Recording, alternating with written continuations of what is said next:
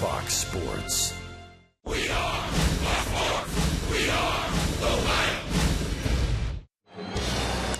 The Reds have started this season with 3 straight last-at-bat victories.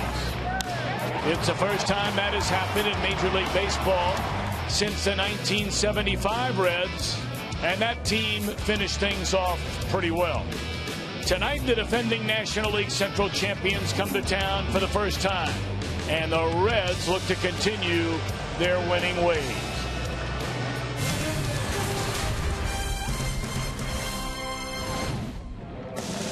Take a look at those blue skies, bright sunshine, a beautiful night in downtown Cincinnati. Welcome to Great American Ballpark. The first of 3 tonight. Division rivals, the St. Louis Cardinals at 1-1, taking on the 3-0 Cincinnati Reds. Hi again, everybody. Alongside Chris Welsh and Jim Day and our entire crew, Tom Brenneman, delighted to have you with us on this Friday night from sunny Cincinnati. Things have been mighty sunny for this ball club, and in particular, the very impressive start for Joey Votto. And really one of the biggest question marks coming into spring training was how would Joey Votto be? Is he healthy? Can he contribute? Can he be the old Joey Votto that the Reds depend on? And so far the answer to that is absolutely yes. He set up a single the other night in the 8th inning. Of course, right after that came that Todd Frazier bomb, the home run that put it away. Wednesday, the walk-off base hit, and Votto gets the high fives from everybody in the dugout. And, of course, the home run off a curveball off of A.J. Burnett. Just enough to get it out of here beyond Andrew McCutchen. He has been right in the middle of everything here so far in these first 3 games. One of the real sad, tragic stories during the offseason, we'll talk more about it later, the untimely death of the young Cardinal prospect Oscar Taveras. Shortly thereafter, the Cardinals feel like they need to make a move. They go out and do so by acquiring Jason Hayward from the Atlanta Braves. 25 years old, and he's in his free agent year, Jason Hayward is, and so far he has gotten off to a very good start here. They've only played 2 games, the Cardinals have. They've got rained out 1 game in Chicago, but he's 4 for 9, a couple of doubles. He's batting in the number 2 hole. He's always been a good high on-base percentage guy, and they're expecting big things out of this left-handed hitter this year. Should be fun. The Reds and the Cardinals will play 6 times over the next 10 days. Game number 1 tonight. Boy, you talk about long on experience. Jim Day has more on that. When we return, you're watching Reds baseball on Fox Sports Ohio.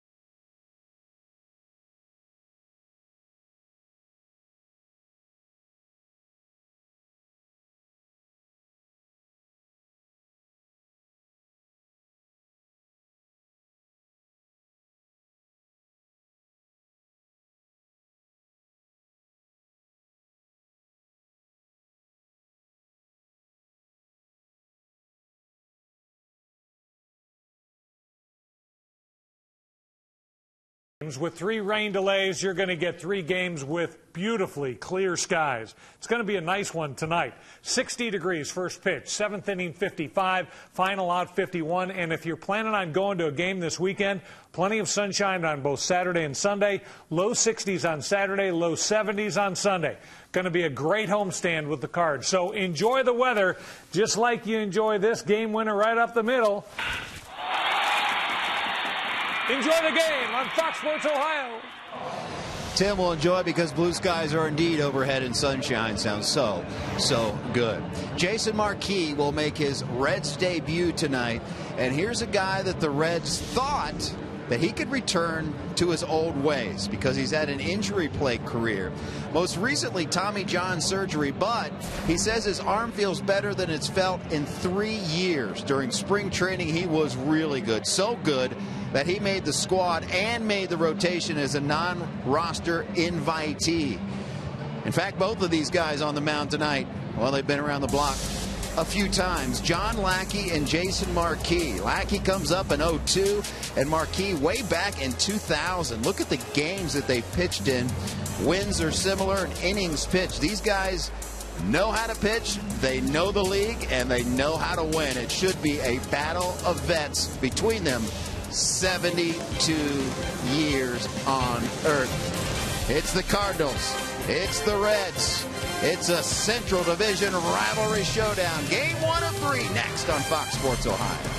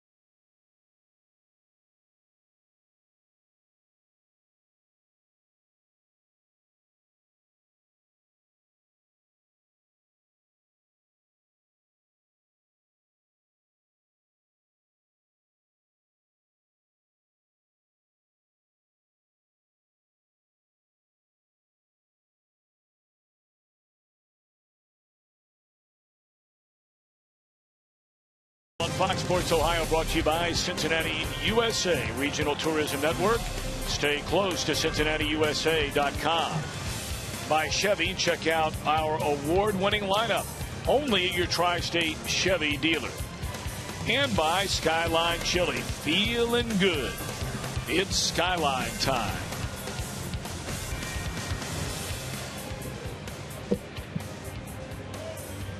Jason Marquis set to make his Cincinnati Reds debut here tonight. 36-year-old right-hander. Grew up in New York, still makes his home on Staten Island. Originally broke in Chris all the way back in the year 2000. We'll talk more about that in a moment. Mike Matheny in his 4th year as manager of the Cardinals. They have been to the playoffs every single season he's been the skipper. Well, he's really guided them, Tom. Of course, he inherited a team that had a habit of winning. That was under Tony La Russa. When La Russa went out after the Cardinals won the World Series, Mike Matheny, who caught for La Russa while Tony was managing the Cardinals, came in as manager. Had no managerial experience, but it didn't stop him from taking his ball club right to the postseason. Each and every year he's been at the helm. A young man that is from Reynoldsburg, Ohio, right in the shadow of Ohio State University, but he went up to the University of Michigan, and that's where he did his college ball before he got drafted into the pros. Let's take a look at the Cardinals starting lineup tonight, filled out by Matheny, brought to you by Lexus. Familiar names: Matt Carpenter at third, Jason Hayward, the newcomer, in right, Matt Holliday still in left, Matt Adams at first, Johnny Peralta in his second year at short, Yadier Molina behind the plate, a latter third of Colton Wong, the second baseman, Randall Grichuk in center field for John Jay, and the veteran right-hander as well, right-hander John Lackey on the mound for St. Louis. All right, so these are the spring training numbers for Jason Marquis, and you can see how impressive he was. Jim Day led you to believe that he had an outstanding spring, and that is no lie. 7 games, 7 starts, 31 innings, which is a lot for a spring training pitcher. But I think the Reds wanted to make sure they got a really good look at Jason Marquis. He came into camp in shape, throwing the ball well, and for him, throwing the ball well means keeping it down in the zone.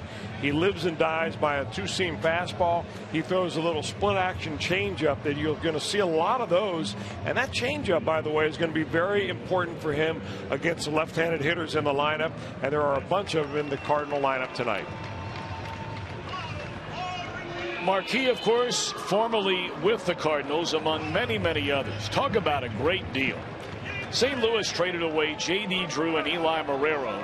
They acquired Marquis, left-hander Ray King, a reliever and a good one, and a young right-hander by the name of Adam Wainwright.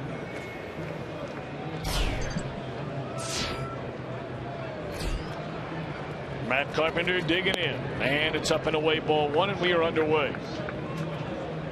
Carpenter 2 of 8 to begin the year, and again the Cardinals had 1 game rained out in that scheduled 3-game series in Chicago. So they played only 2 games. 272 a year ago, 8 home runs, 59 runs batted in. He's among the best leadoff hitters in all of Major League Baseball. And he is one of the most patient hitters that you will ever see.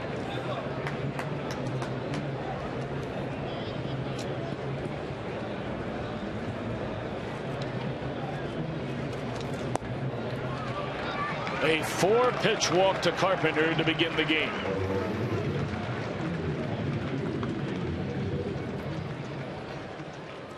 Take a look at the defense behind Marquis tonight, presented by Ford, and they have been so good through the first 3 games. Really in every facet have the Reds. Great plays by Bird and Hamilton. Frazier and Cozart. Brandon Phillips fell down and still caught a ball in the win here yesterday. So now the former Brave Hayward had 3 hits in his Cardinal debut. Had 1 hit in his second game, 4 out of 9, with a pair of doubles, and there's a strike by Marquis.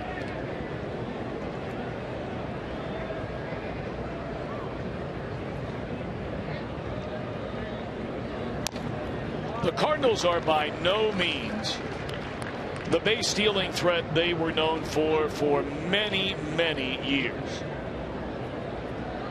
57 of them last year. Second fewest in the National League. Only the Giants stole fewer bases. They only had 45 steals a year before when they won the World Series. Nor are they a home run hitting team. Well, Tom, it really goes back to using your personnel. It's not like they don't want to steal bases, but they just don't have the personnel to do that. They're a team that hit a couple of years ago as high as maybe anybody in history with runners in scoring position. But what they do very well is get on base. They always seem to be able to provide the middle of the order with RBI opportunities.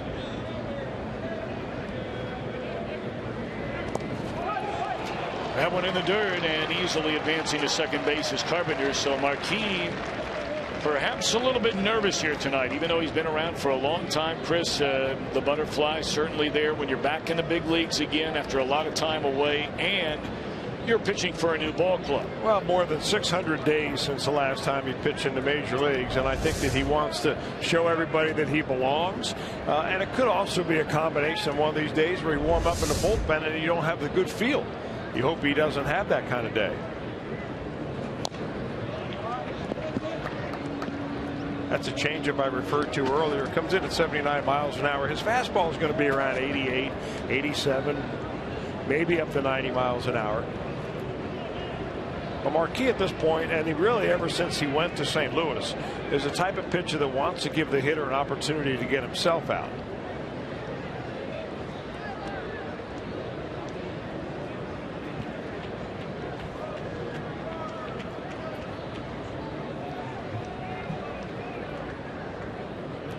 Runner at second, nobody out, and there's ball 3 after getting ahead 0-2 on Jason Hayward. Hayward only 11 home runs last year, had a career low .338 slugging percentage. Holiday waits on deck. But he did have a career high on base percentage, and he cut his strikeouts down significantly.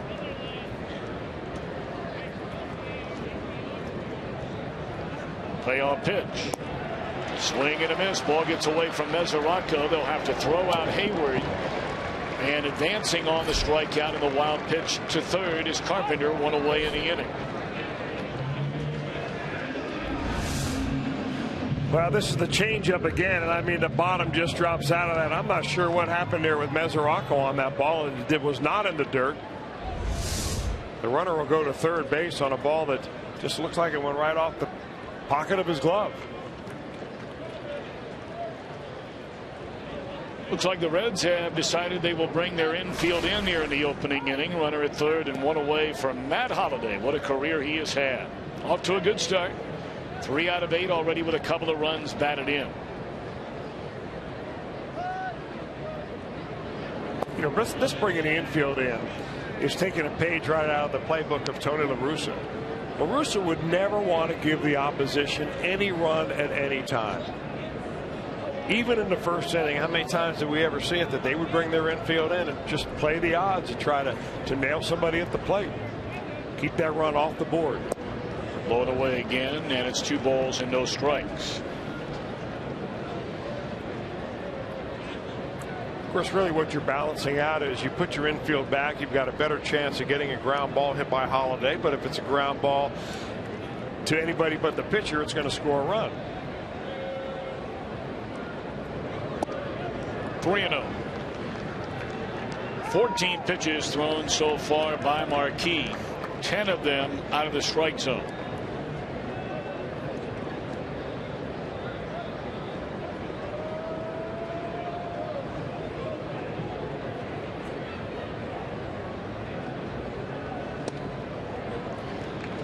Three batters, and that is his second 4-pitch walk issued by the Reds right-handers. So at least you put yourself in a spot here where you get a ground ball off the bat of Peralta. Perhaps you can get the inning-ending double play.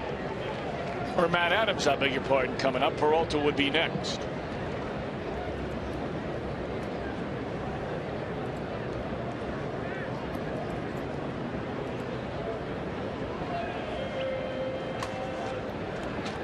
Marquis gave the Cardinals some really good years. 2004, a 15-game winner, ERA barely over 3.5, won 13 the next year, 14 the next year. The ERA climbed, and he was dealt to Chicago. But pitched a number of playoff games, Division Series, LCS, and the World Series in 2004. Left-handed batting, Matt Adams. Ball 1. Well, Tom, I think when Marquis went from Atlanta to St. Louis, his career was really turned around by their pitching coach, Dave Duncan. He bought completely into Dave Duncan's theory of sinker ball pitching, keeping the ball down, ditching his 4-seamer for a 2-seamer, and he's had a pretty good career.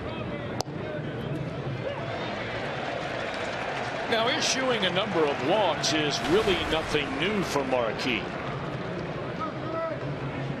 He has struck out in his major league career a little more than 1,100. He has walked over 750 batters.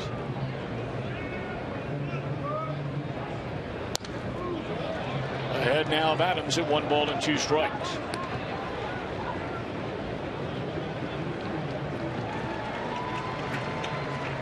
You look at Adams and you think big slugger, big power hitter, and that he was when they brought him up to the big leagues. Homered every 17 at bats. That number slipped to every 35 at bats a season ago. But he is a very good hitter.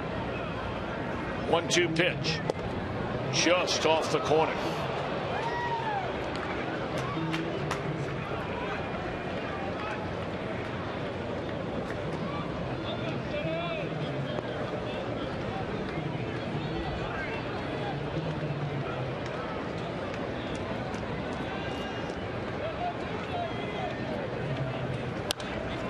Straight up in the air, left side of the infield. Should be the second out of the inning, and it is. Cozart squeezes it tightly.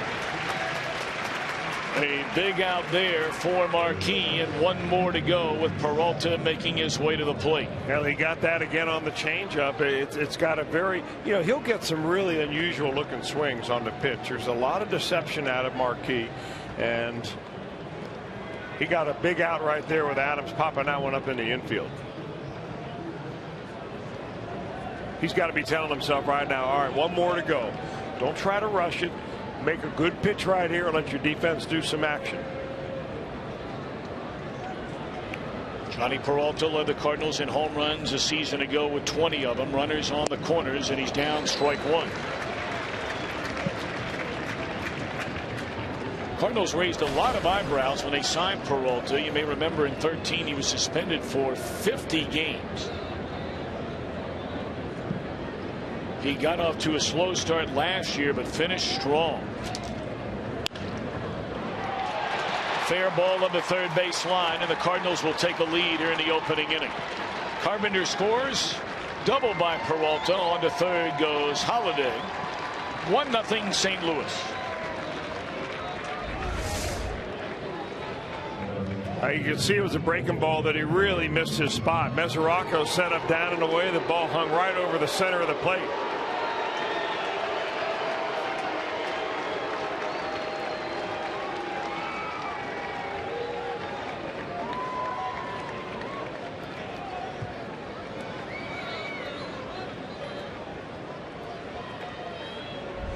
Second and third, the batter Yadier Molina. Some of you may be looking at that screen and thinking, is that really Yadier Molina? Chris, he has lost so much weight, you barely recognize him. Intentionally. Not like he's been sick. He's had some knee problems, and they figured that if he take a little weight off, that it would save some of the wear and tear on those catchers' knees.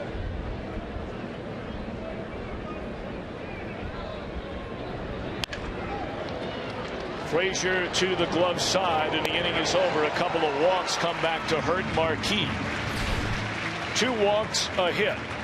1-0 St. Louis, and the Reds are coming to bat.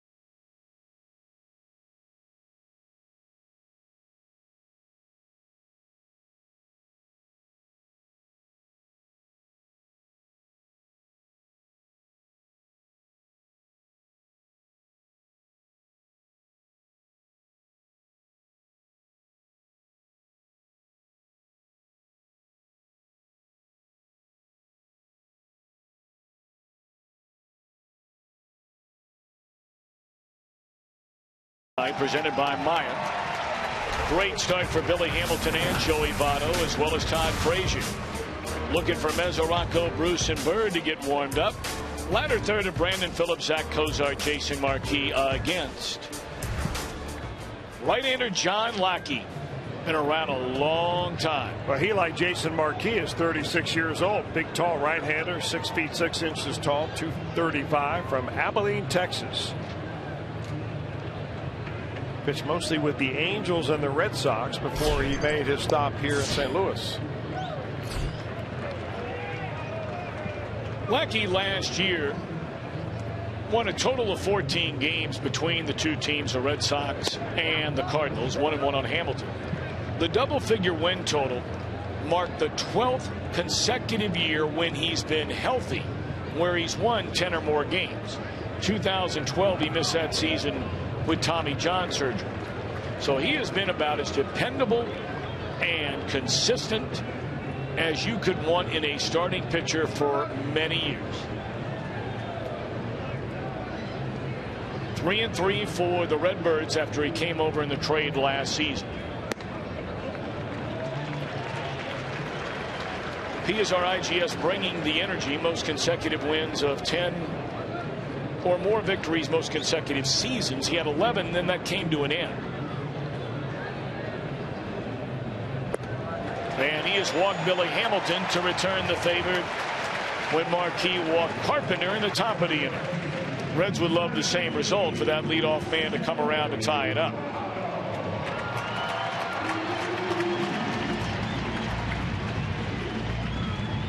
Billy Hamilton, 6 out of 6 already in stolen base attempts. That's the most in the first 3 games of a season since a Cardinal, Vince Coleman, back in '87 had the same number.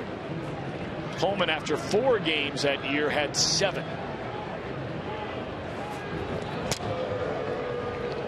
And it's interesting to know that Billy Hamilton has never been thrown out by the great Yadier Molina, the best defensive catcher of his generation.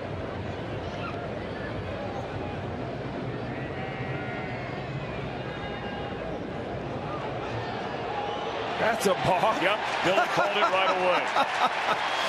Maybe he thought Billy Hamilton was going to get such a big jump that he'd head him off at second base. I don't think I've ever seen that before. Now, that's an inside move normally you see with a runner at second base. You don't think Billy Hamilton causes any problems, do you? I mean, Lackey's been around a long time. He's got to know that that's a balk, right? That's why I asked the question. This guy's been around the block a time or two.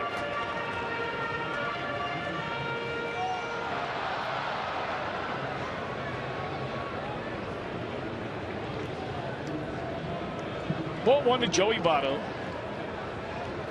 5 hits, 14 at bats, including a home run. Already 4 runs batted in. Interestingly enough, and granted only 3 games, Votto has not drawn a walk so far this year.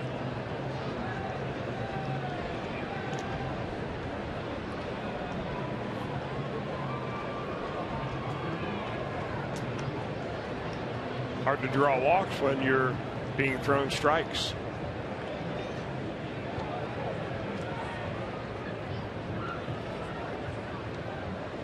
One ball, 1 strike on Votto. Hamilton the tying run. And that ball in the air and well hit. Into deep left field. Holiday will watch it go.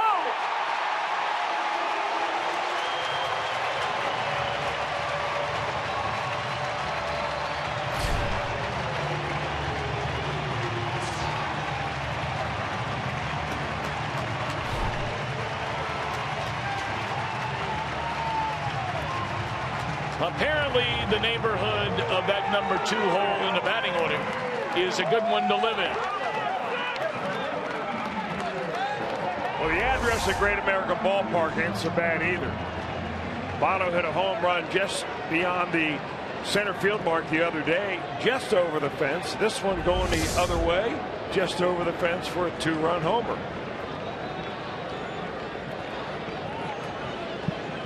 That didn't take long. 2-1 Reds in front as they answer right away. Frazier pops it up right side. Foul ground. 1 out. Well, you talk about staying behind the ball right here. Votto hits it right out of the catcher's glove. That's the only way you're able to drive a ball that far opposite field.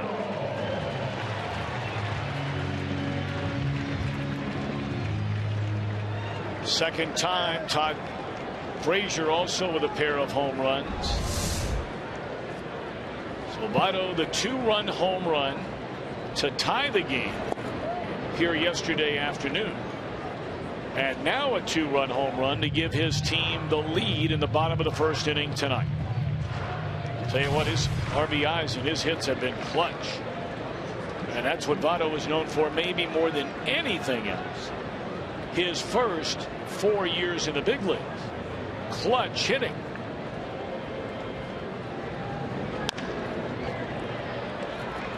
A one-hopper to Carpenter, who throws out Mesoraco, 2 away in the inning. What we know about the domination the Cardinals have had over the Reds in recent years. It is a trend the Reds need to turn around if they want to contend in this division. The last 14 series against St. Louis, the Reds have 2 wins in those series, 12 losses. They have lost the last 12 3-game series to the Cardinals. And oh my, in St. Louis, 3-28 with 2 splits.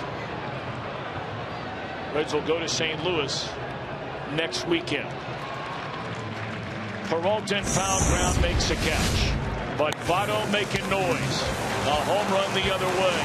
End of 1. Reds lead by 1.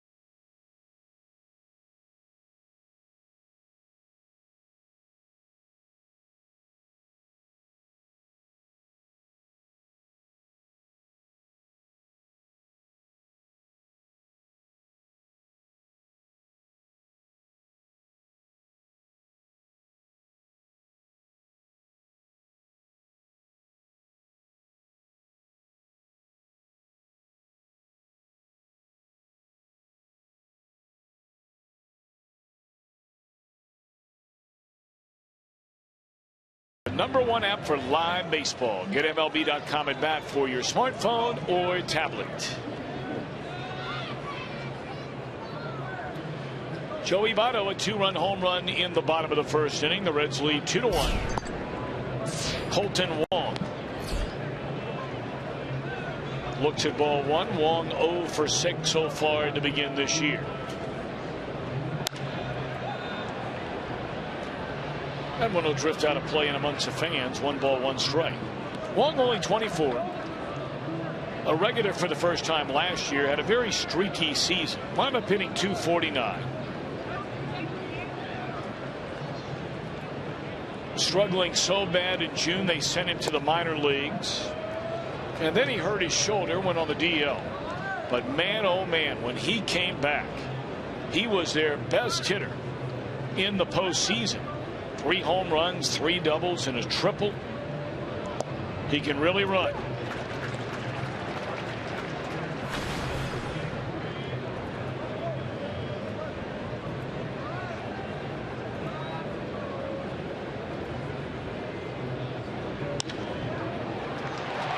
Into right field, a base hit by Wong to start the inning.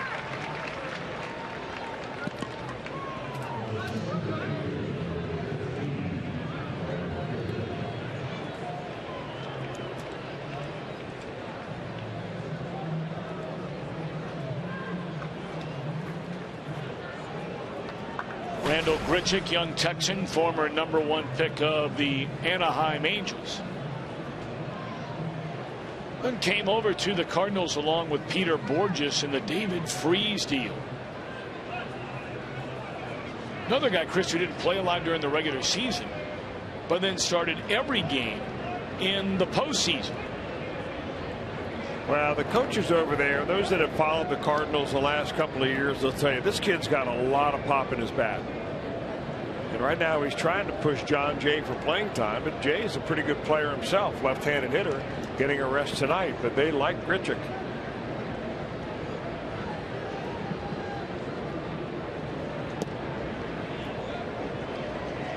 Grichuk became the third Cardinal rookie ever to homer in his first game of a postseason series. Cardinals twice lit up Clayton Kershaw during the playoffs last year, and that's who Grichuk got in his first ever playoff game. 1-1.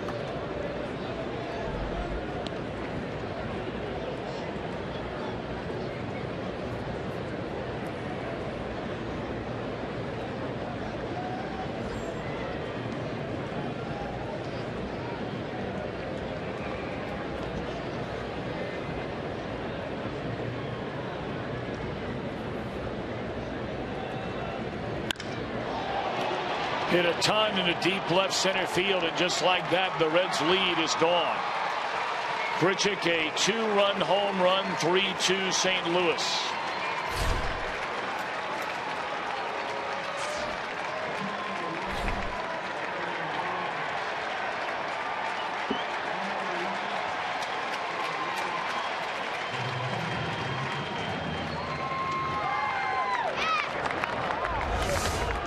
That's the pop I'm talking about right there. When it's a fastball, you want it down, but when you're throwing 88, you throw it up around the letters, you expect to get a brand new baseball back.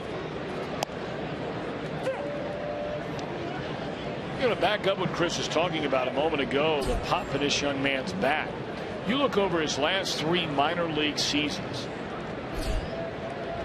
Grichuk hit 65 home runs, 80 doubles, along with 19 triples. That's a lot of extra base power from their young outfielder. Well, he struck out a fair amount of time too, and that's the one question mark he has right now. Will he be able to make enough contact to be an everyday player?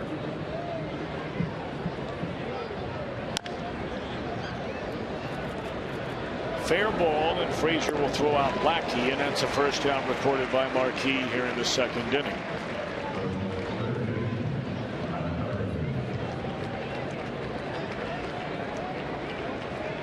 You know, normally what you see, Tom, when you start the season off, you've got ace versus ace as far as the top pitchers in the rotation, #2 guy versus #2. And normally on every ball club, especially those ball clubs that are supposed to be in contention, you're going to have a really good ace and you're going to have a pretty doggone good #2. Sometimes your third drops off a little bit. In the case of the Reds, I don't think that's really much of a case, but you're going to see more high-scoring games as you get into, you know, pitchers #4 and 5. That's just the way things are. This is where your offense needs to kind of take hold a little bit and support your pitcher with a few extra runs. 2-1 on Carpenter. He walked, went to second on a wild pitch, third on a wild pitch, and scored on a RBI double by Johnny Peralta 1 inning ago. And they'll get him out this time. Nice play to the glove side by Brandon. 2 out.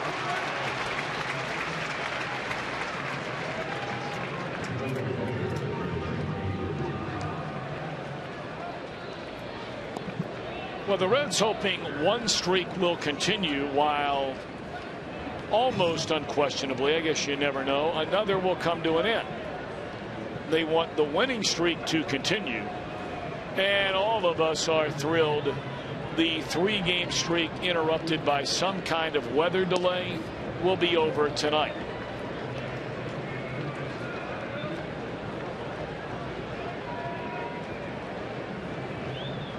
A beautiful day, beautiful evening, expecting more of the same tomorrow and Sunday.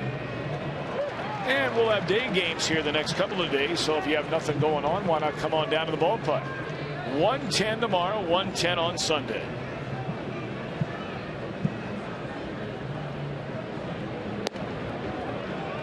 One and two on Hayward.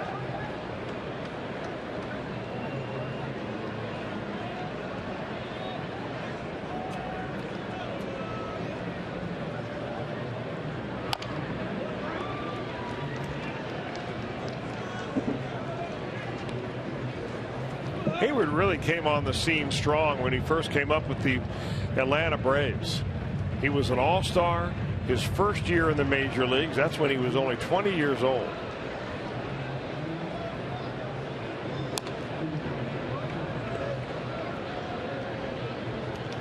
Yeah, Hayward is only 25 now and 5 full years in the major leagues. He is over a year younger than Matt Adams and only 1 year older than Colton Wong. And those guys are just getting their feet wet.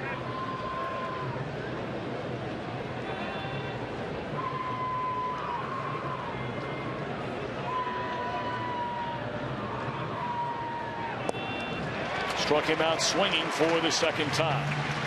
But damage done. Grichuk a 2-run home run to give the Cardinals another 1-run lead.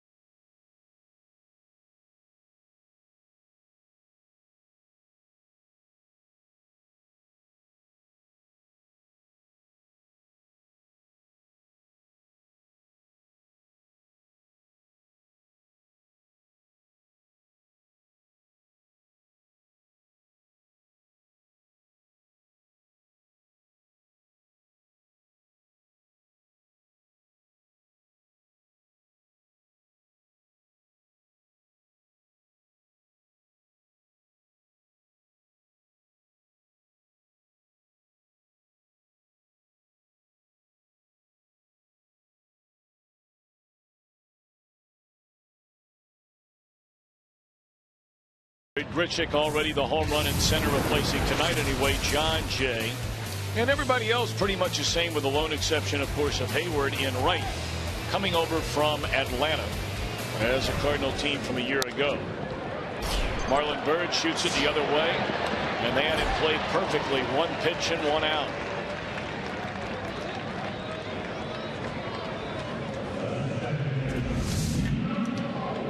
Byrd hit that ball very hard the other day. That ended up being the game-winning play. Dropped by Gregory Polanco to give the Reds that walk-off victory. And he's beginning to try to go to right field a little bit. He did that an awful lot in spring training. And he made the comment after the game that once he starts hitting the ball the other way, that generally means good things are about to happen. We'll see how that plays out. Now Brandon Phillips.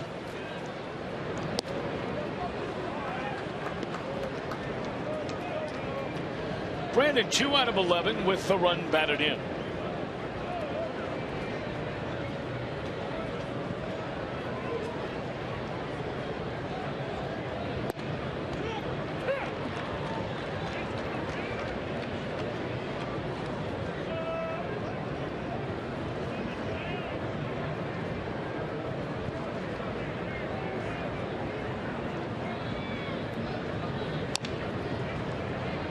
Phillips now behind 1-2.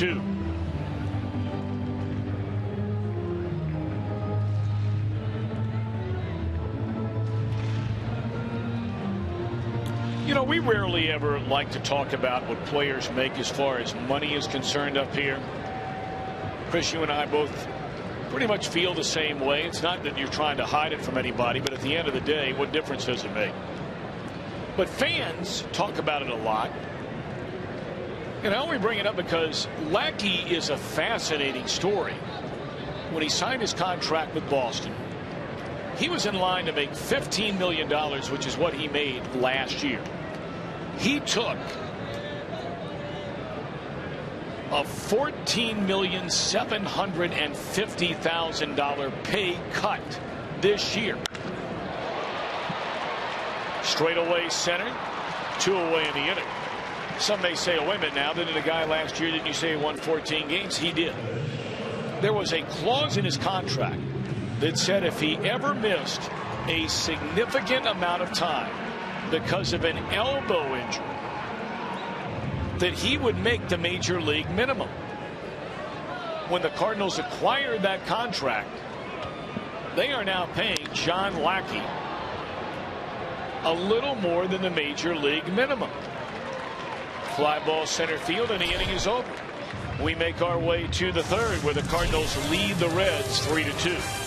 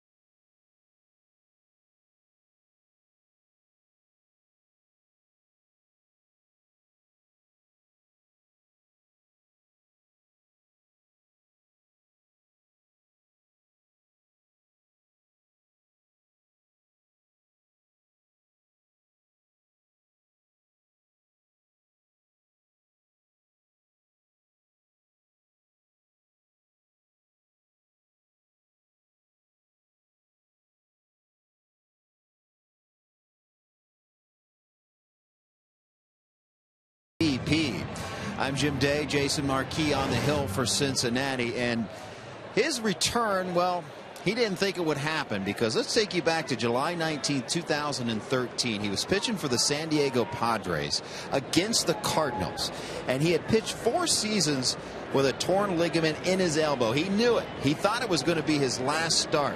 He invited his entire family to come to the game because he thought this was the last time they could ever see him pitch in the major leagues. Well, a Tommy John surgery later, a few seasons later, he has latched on to the Reds, and he certainly has some connections with this organization right now. One, Walt Jocketty was his general manager when he played for the Cardinals. Jim Riggleman was his manager when he was with the Washington Nationals. And the man that did that Tommy John surgery, Reds medical director, Dr. Timothy Krimchek. So Jason Marquis getting another chance at it. Jim, thank you very much. You're interesting. You know, you go back to 2006 Cardinals and you say, all right, who's left over from those Cardinal days? And there are only 2 players on this roster, 2015, that were Cardinals back then. At least as far as players go, well, it would be Yadier Molina and Adam Wainwright. Skip Schumacher was on that 2016 or 2016. Scott Rowland was the third baseman.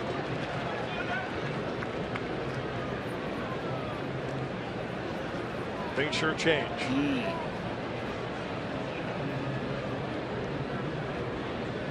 So, you know, the other way of looking at that, I mean, you stop and think about baseball years. 2006, a while ago now. I mean, to think that there are even 4 players still playing in the major leagues. Off of that team. Strike 3 called Adams. 2 up, 2 down for Marquis here in the 3rd.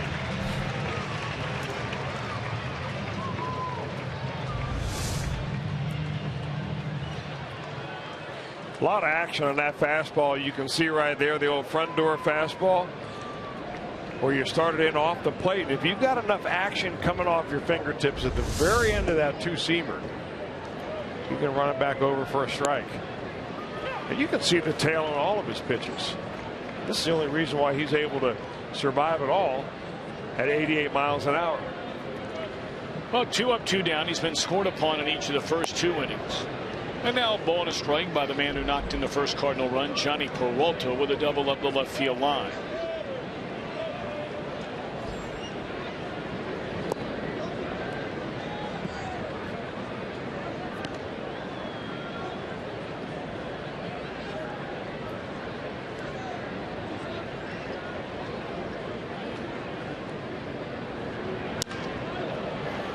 In the air left field, and Bird will track it down in the corner to end the inning. A scoreless inning, a perfect inning for Marquis. He will lead things off when the Reds bat in the 3rd, down a run.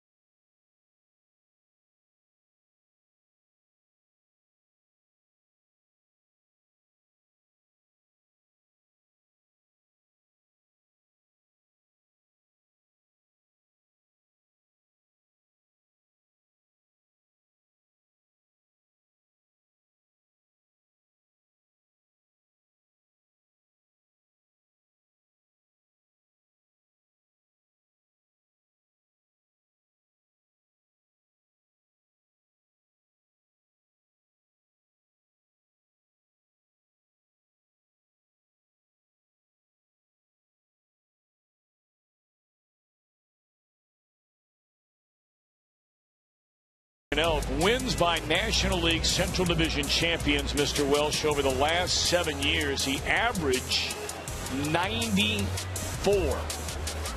That's the bad news. The good news is the average wild card team is 88. So 94, if you want to nail down the division, is pretty much a number you've got to shoot for. Although there have been teams that have won as many more than that. But if you can get into the 88 range, you'll be in the hunt down the last month. Marquis to lead it off. You know, the one thing we've always known about Jason Marquis, Chris, he is a fierce competitor. Yes. Always been a good hitter, too. You know, whether it be on the mound, whether it be at the plate, whether it be running the bases, this guy will give you everything he has every day he puts that uniform on. You know, and early in his career, it was mistaken for hard-headedness. Little bleeder, and beyond the reach of Colton Wong. A base hit by Marquis to begin the Reds' 3rd, down 3-2 in the game.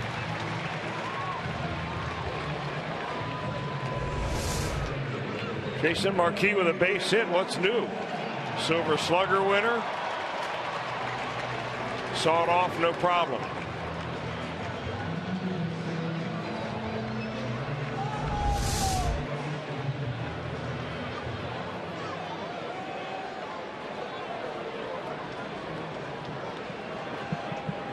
Billy Hamilton walked and scored on the Votto home run in the opening inning.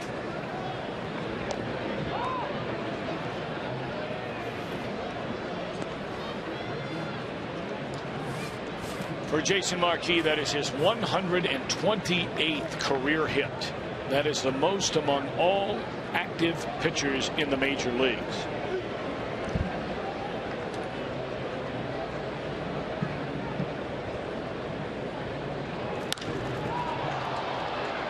Short left field, easy for Holiday, 1 out. You know, John Lackey, if you watch him pitch, he really doesn't have a lot of action in his fastball. Really a big difference between the type of two-seamer that Marquis throws and what Lackey throws. His fastball is anywhere from 90 to 92 down nowadays. He likes his slider, has a curveball. Rarely, if ever, does he throw a changeup. Votto, the home run off the top of the left field wall, his first time up. Scraped the top of the wall.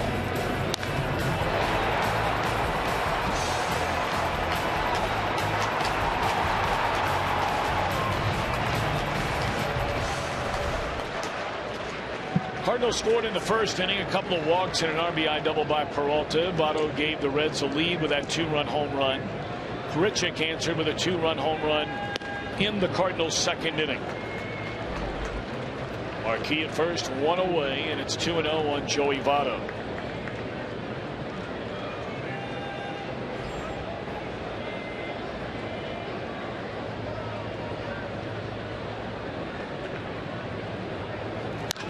In the air, deep left center field. Has he done it again? He's done it again.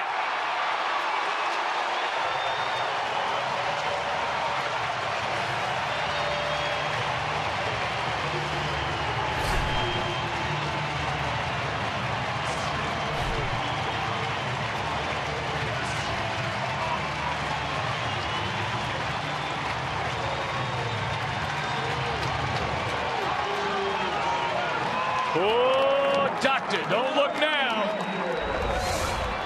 Yeah, you just got the feeling in this at bat, the way Joey Votto looked at him after the first couple of pitches, like, you know, you don't have the pitches to be able to get me out. If I put a good swing on it and you make a mistake, I'm hitting it really hard. And he did. 3 home runs now for Votto of his 7 base hits. He has 8 runs batted in.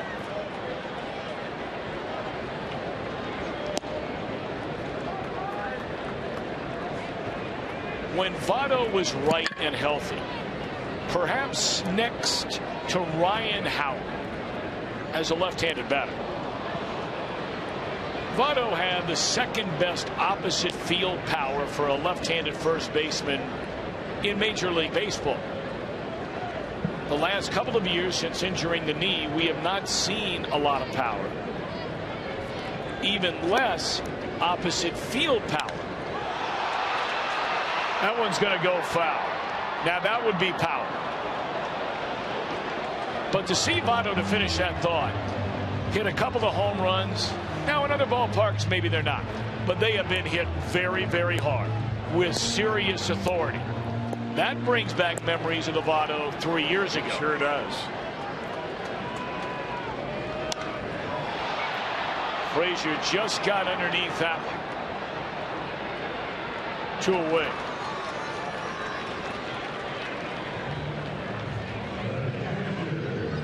Boy, Todd looking up to the skies.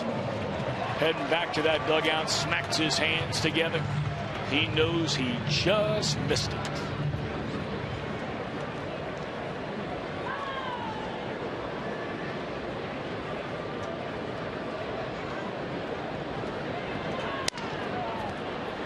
Little roller to the left side by Mesorato. He'll be thrown out by Peralta. But if this sounds like a broken record, perhaps it does. Votto with a man aboard. Plays long ball for the second time tonight.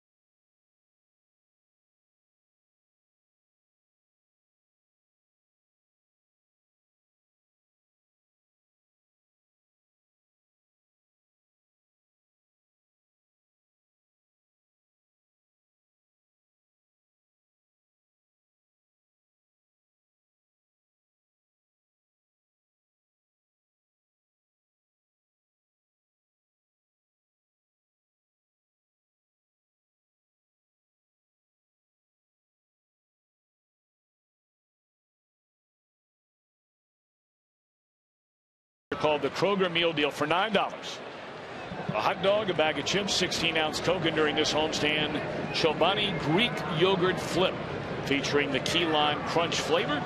$9 at the ballpark, the Kroger Meal Deal. 4 runs, 3 hits for the Reds. A pair of 2-run home runs from that man, Joey Votto, to the opposite field. Cardinals have 3 runs and 3 hits, including a 2-run home run by Grichuk in the 2nd inning. Marquis scored upon in each of the first 2. A 1-2-3 third. Begins Yadier Molina in the 4th with a pair of strikes. 1-2.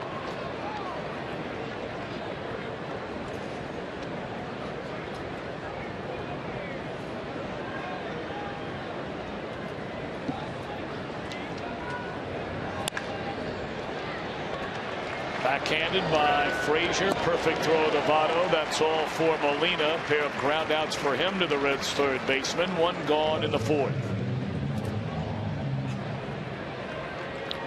I just can't get over how slim Molina is. It's going to be interesting to see if that has any effect on his play, especially swinging the bat. Well, he's still looking for his first hit. So he may say so far it is. He's shown a little bit of a temper after each of the ground balls that he's hit down to 3rd base. He's thrown his bat down. He doesn't like to make it out anyway, and he's not afraid to show it. But it might be wearing on him.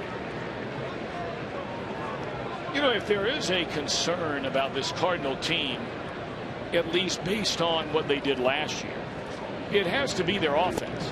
Now, they already have 3 runs in the game here tonight. That's fine.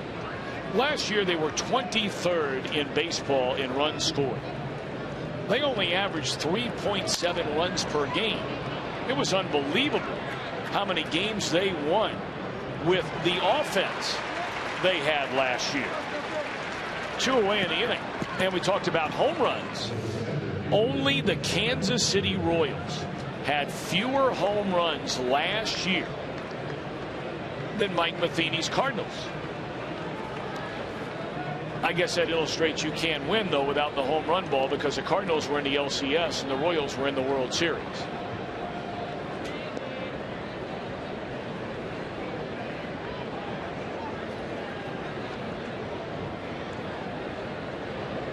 Well, it's amazing that you can not only get that far in the postseason, you can get there as a wild card team. The Matheny's already seen that, but last year they won 90 games, so you got to wonder. They did it somewhere along the line by getting clutch hits. 47 of their 90 wins a year ago. They won by 2 runs or fewer.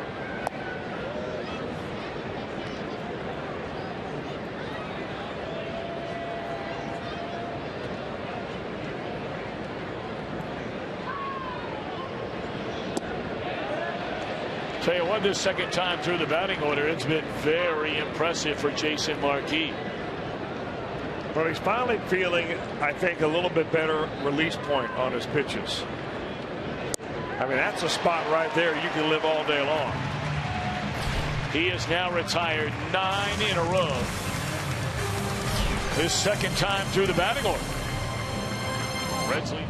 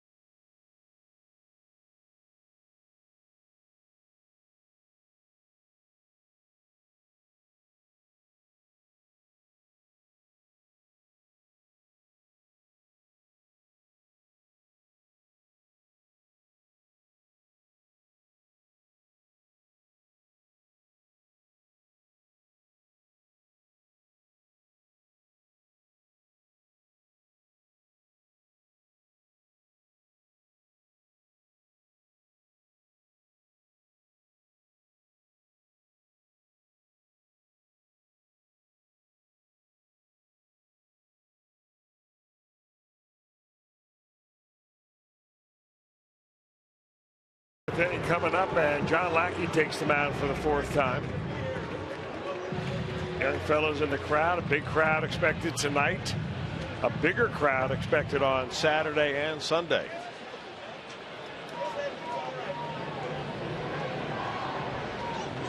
You know, it's hard to tell, Tom, when you look at the back of a baseball cap on a fan in the stands, exactly where his allegiance lies. Jay Bruce smashes the first pitch from Lackey into center field to begin the bottom of the 4th inning. Especially true when you're playing the Cardinals.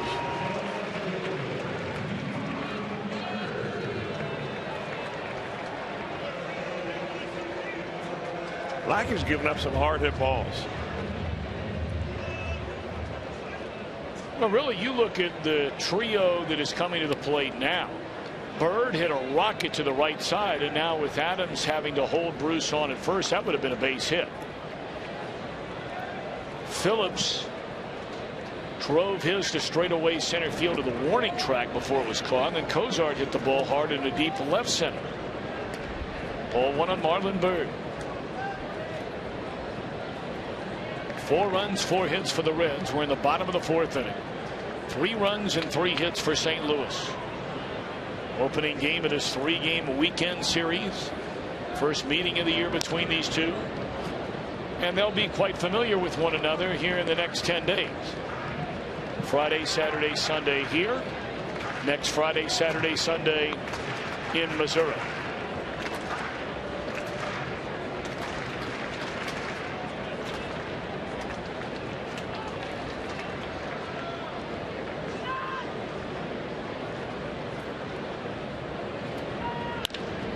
Double play ball all the way here.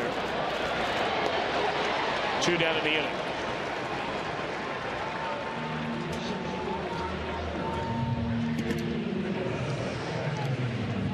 I'd like to remind you, Fox Sports Live has all the highlights around baseball, the NBA, the NHL, and of course the Masters.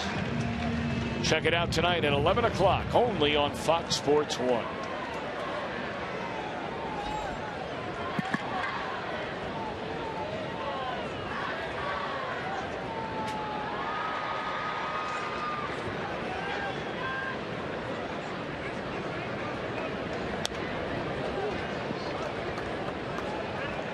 The Reds will not be facing either one of the top 2 guns in this. I beg your pardon. Tomorrow they'll see Waka. They will miss Adam Wainwright in this series. Wainwright pitched the first game of the year last Sunday and outdueled the big ticket acquisition during the offseason by the Cubs, John Lester. That night it was vintage Adam Wainwright. What an incredible career he is having. Still going strong.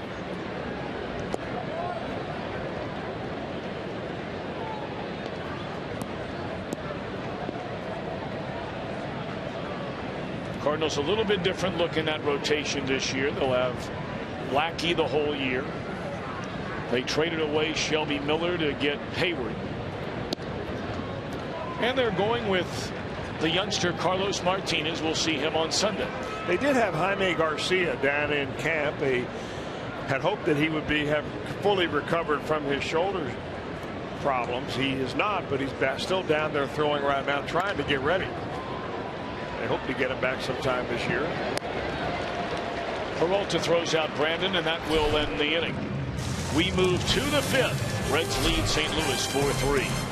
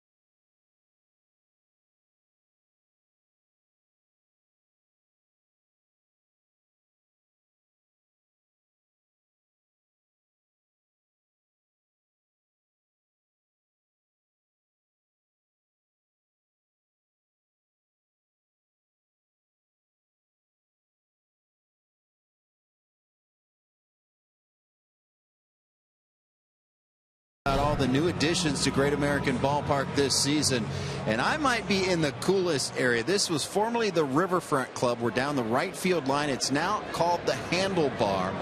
And with me is my man, James Major, and he's better known as Chef James, one of the best chefs on the planet. Now, Chef James, tell us what you did with this, because this was an enclosed glass structure, and it is completely different now. Absolutely. It's a total morphous. We took the glass away. We have seating out here, wonderful plush leather seats. Inside, we got really cool, hip food, interactive, with the chefs cooked fresh right in front of you, changing the menu every time a team comes into town, from hot dogs to haute cuisine. It's really, really fun, exciting up here. Well, before it was enclosed with glass, you really couldn't get the feel of a baseball game. You kind of ordered off of a menu, but this is gourmet-style buffet, and it's all you can eat and drink, is it not? All you can eat and drink, great food. We're going all the way till the 7th inning to get your food. We have great desserts as well. We turn at the 2nd inning. It's all fresh, as local as could be. It's been a great, great thing. And yeah, we're out here enjoying this wonderful game right now with no glass. And anyone could get up here. They can upgrade a ticket to get up here, correct? You can upgrade your ticket to come up here and have all the food you want and drink you want. These tickets, you have to purchase these tickets to come to the game down here where we are. Very nice. And let's talk a little bit about the fry box.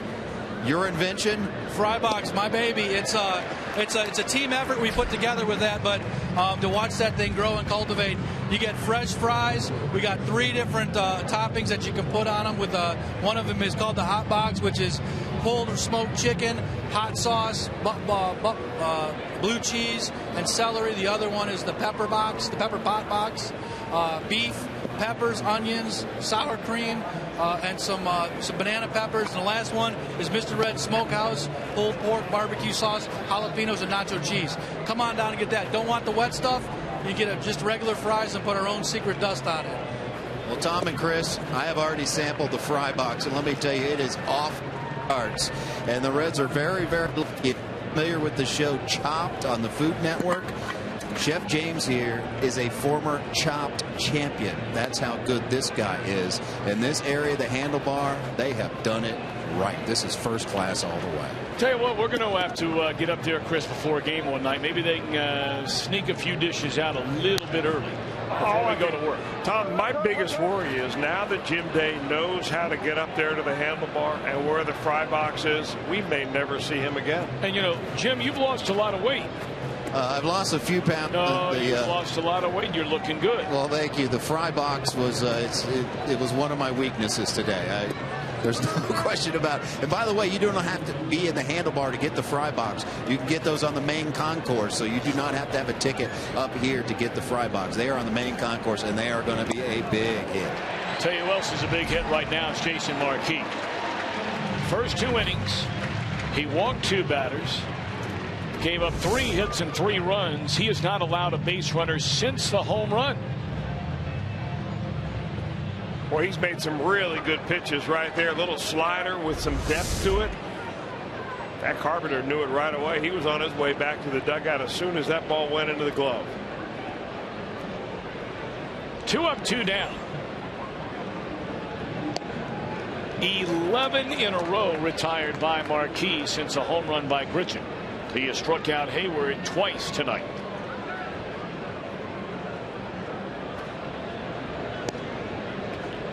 Try to come in a side gate, missed it. 1 ball and 1 strike to Jason Hayward.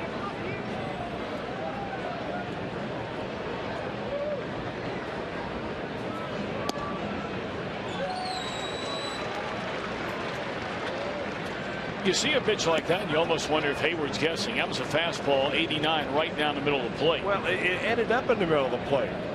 But look at the movement. I mean, maybe it's hard to tell from our angle, but I'm telling you that there's a lot of lateral movement on his pitches.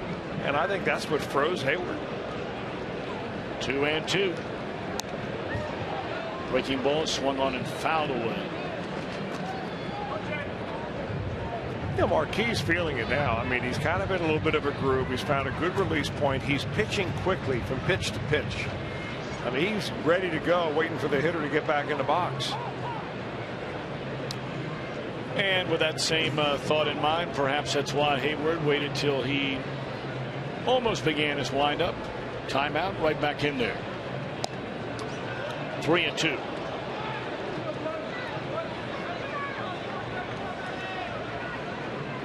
Marquis hoping to leave Holiday right there and in this inning right here and right now, which he'll do. 12 in a row retired by Jason Marquis after the bumpy start. Reds lead the Cardinals middle of the fifth, 4-3.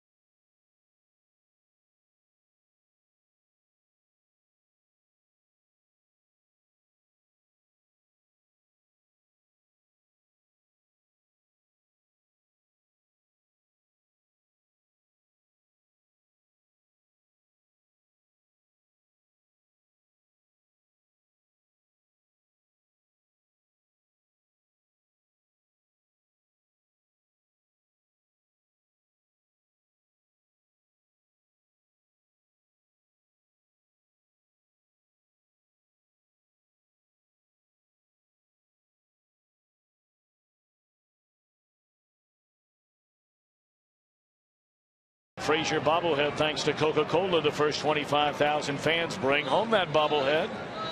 381 REDS. Visit Kroger or log on to Reds.com/tickets.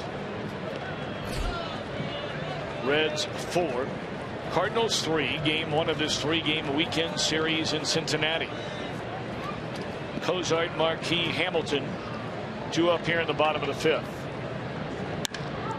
Second one in a row that Cozart hits hard, but right there is Grichuk.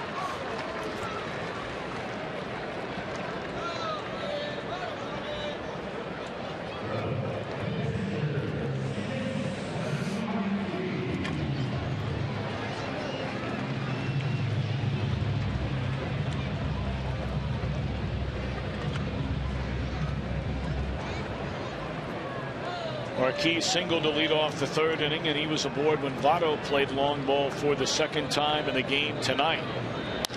And he hits another rocket, but this one into the glove of Peralta.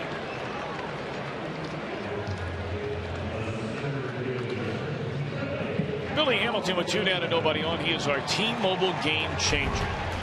Ricky Henderson is Major League Baseball's all-time leader in stolen bases. It took Ricky 4 more games in Billy Hamilton to reach 75 steals. Billy thrown out 2 more times.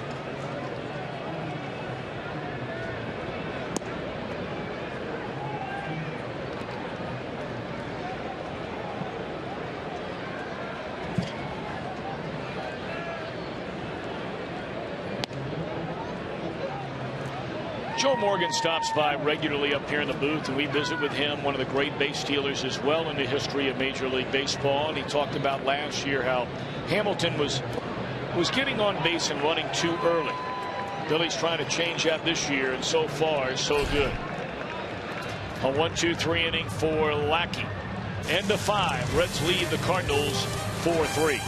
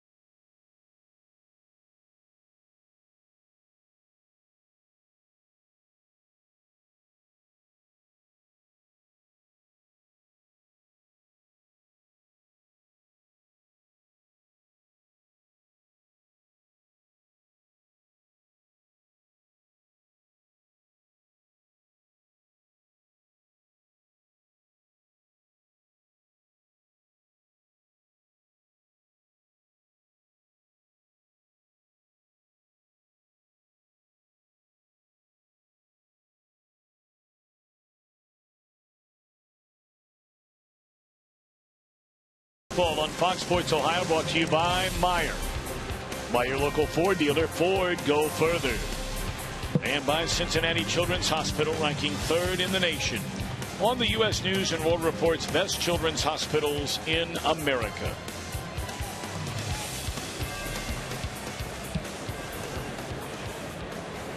Good crowd, beautiful night for baseball in Cincinnati, the opening game of this 3-game series. And right through the heart of the order now for Marquis, who has retired 12 in a row since allowing 3 runs, 3 hits, and 2 walks over the first 2 innings.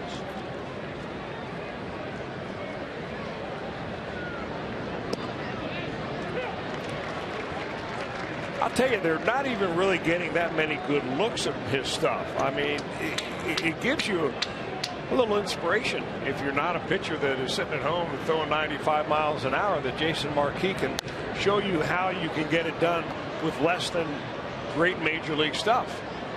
I mean, it's all about movement and location. He's got both of those working tonight.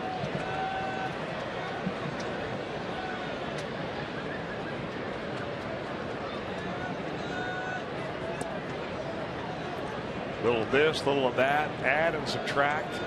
Move the ball in and then move the ball away. He's had some bad swings.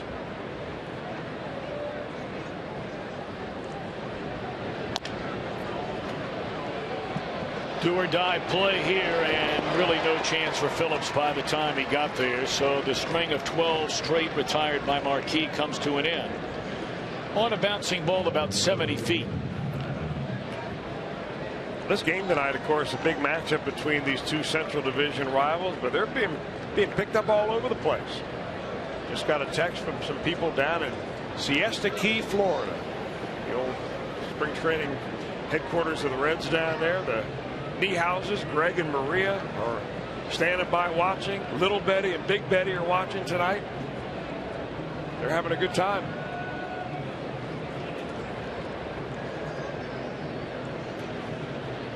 Well, I'm sure it's a beautiful night down there in Sarasota. They have a lot of them. But I bet you they wish they were here tonight, because it is a beautiful night in Cincinnati. You're right. Well, maybe when it gets warm enough down there, they'll head up here. First time since the 2nd inning Marquis has had to work out of the stretch. And he's 2-0 on Matt Adams. But when he misses, though, he's not missing by much. First inning, he was all over the place. It's almost like the ball was moving so much you couldn't control it.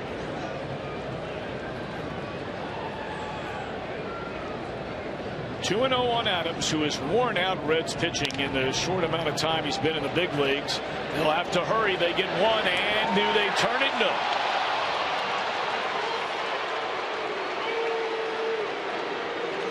No. It was hit so softly. It gave Adams a chance to leg out the relay throw, and that's a call at first by Joe West. And Matt Holliday seemed to do the best he could to try to get in the way of Cozart, too. Cozart got the ball and really pushed himself away from the bag at second base before he made that turn.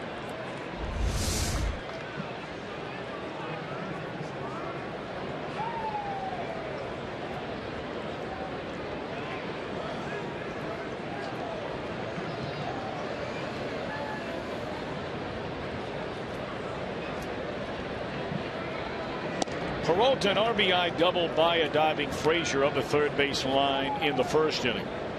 And then he flied out down in the left field corner. A ball run down by Marlon Byrd in the third.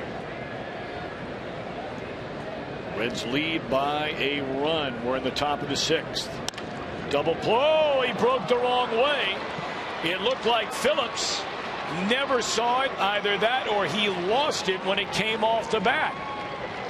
Was the umpire in the way? I don't think so.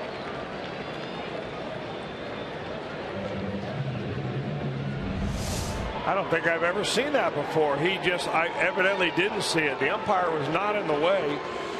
Brandon just broke to the right. Just must have, maybe by the way the swing was, he thought he was going to pull that ball a little more.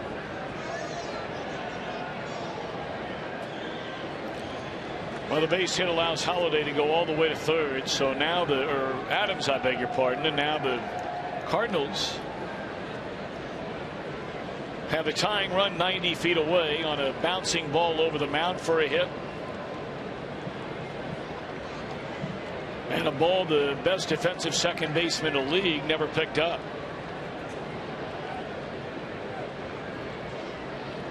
Molina, a pair of ground balls to Frazier.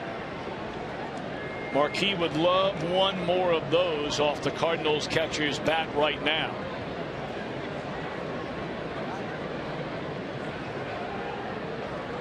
Yadier off to a slow start, 0 for 8 with a couple of walks. You compare that to last year when he got out of the gate very hot, hit .344 in the month of April.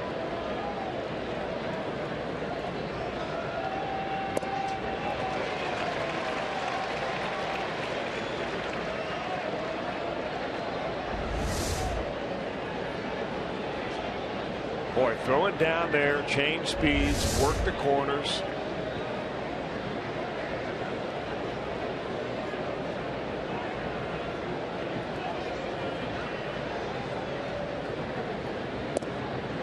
Oh, and 2.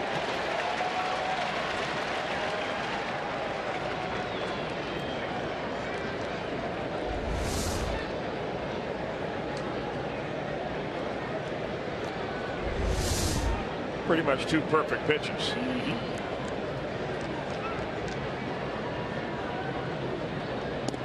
Went out there one more time with a breaking ball, and that is all for Molina. 7 strikeouts in the game now by Jason Marquis.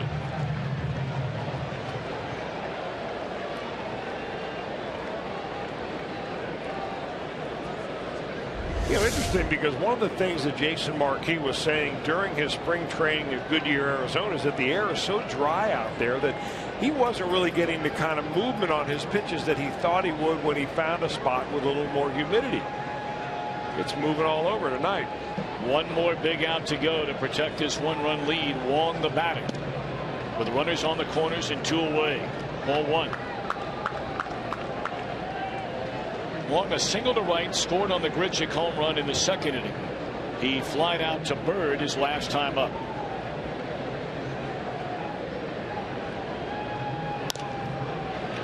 In the air, coming a long way to get it, but getting there indeed is Bird, and what a job by Jason Marquis.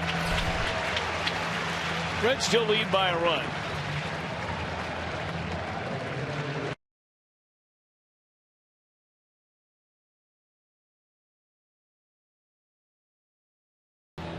Since being diagnosed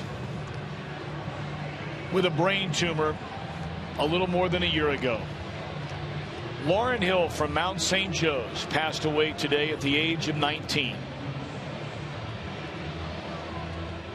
Our thoughts and prayers with so many who knew her and loved her, and God rest her soul.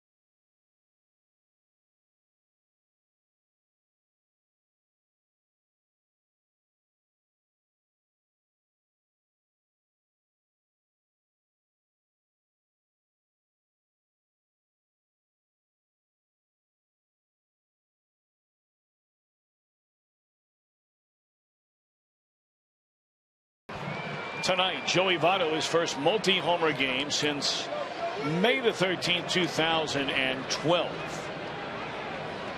Of course, that was the year he injured his knee sliding into third base midway through the season in San Francisco. It required a second surgery. Came back the next year, played every game. But then last year, the quad above that same left knee began to really bother him, and was never fully healthy the entire year, playing in only 62 games.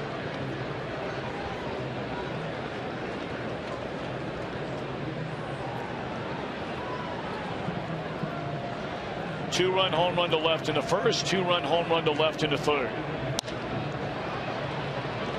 Lucky going to get him out this time.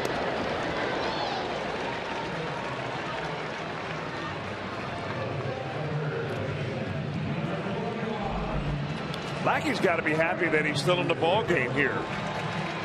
The only time he pitched against the Reds previously in this ballpark was last year in September, on September the 10th. And he was pitching pretty well, but didn't last past the second inning.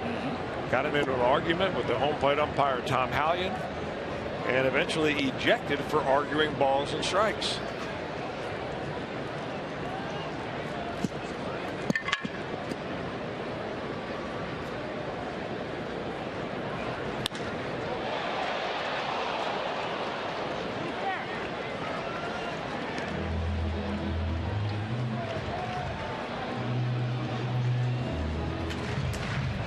You know, we went to commercial break, and sending our thoughts and condolences to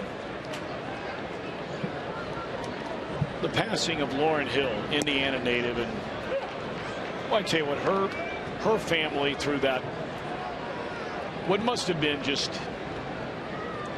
a lot of very devastating days, knowing that there was really nothing the doctors could do. Her courage was extraordinary, all the money she raised, and living to try and end cancer and fighting cancer. For her family, we have thought about you frequently since we first learned her story. Very brave girl.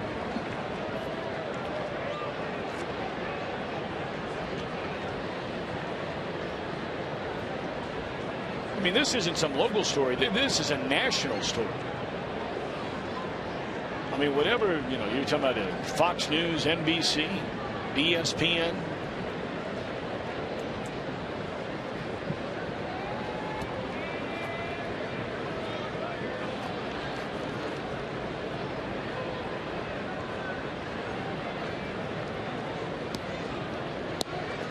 Three and two to Frazier, one out, nobody on. Reds leading by a run. And there's ball four. He didn't miss by much. Lackey, in fact, really wanted that call. Only the second walk of the game for Lackey. He walked the first batter he faced, Billy Hamilton, who came around to score, of course, on the Votto home run of the first inning. He thought he had this one. No.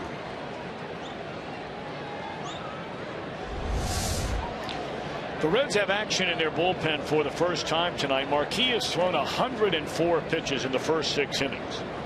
And that is right-hander Kevin Gregg. We have not seen him since opening day.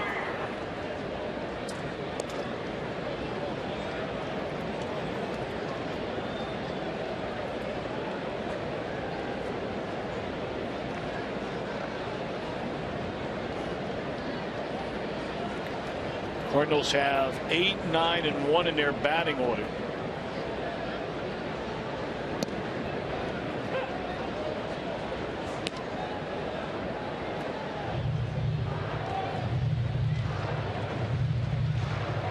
Told you Marquis has thrown 104 pitches in this game. Lackey has thrown 61.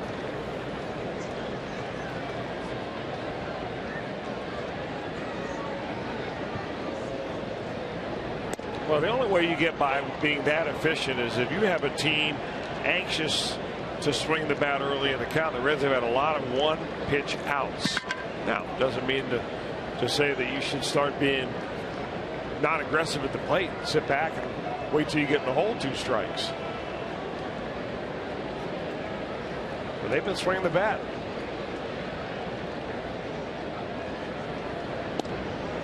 And really, they're not knocking the ball off the cover here against Lackey by any means. All of the damage has been done on a pair of 2-run home runs by Votto. The Reds only have 2 other hits. One by the pitcher Marquis on a broken bat, and the other is single by Jay Bruce to lead off the 4th inning.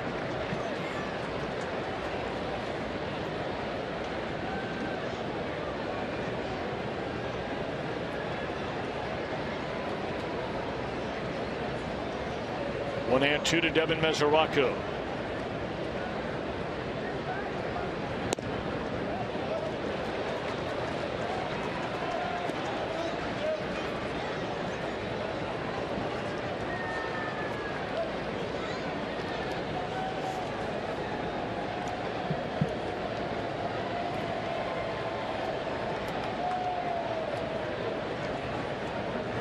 Send Frazier here to stay out of a possible double play. He was not running on the pitch. Fly ball into center field. And that's out number 2. Frazier remains at first. Well, for Red, it's a home run off a Toyota sign out there in right center by the Tolostacks. Melinda Gentry would win that new Tundra. She's from Union, Kentucky. Why not register for your chance to win? Just stop by your Cincinnati and or Northern Kentucky Toyota dealer. There's one guy in the Reds lineup that could reach a power stacks. He's digging in right now.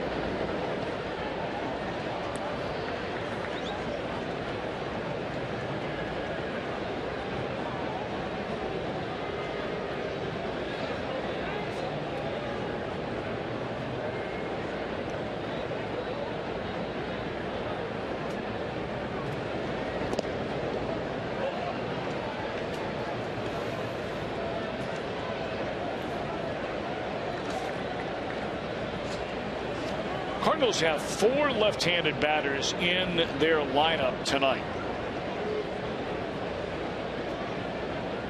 3 of the first 4 in their batting order.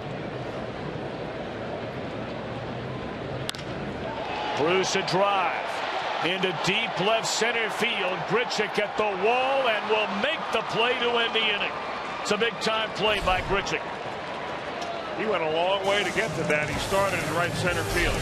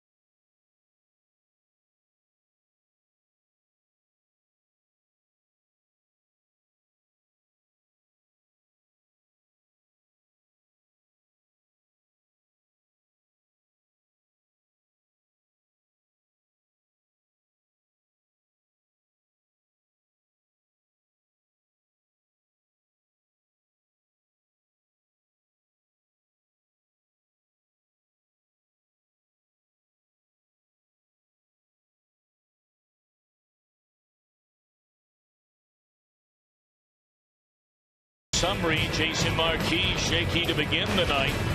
3 runs, 3 hits, a couple of walks, but my oh my did he settle in after that. Retired 12 in a row and worked the final 4 innings of 2-hit shutout baseball. He has a 1-run lead thanks to a pair of home runs by Joey Votto.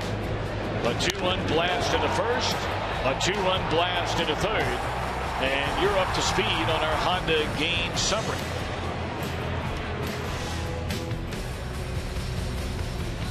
been a busy Reds bullpen here the first 3 games of the year.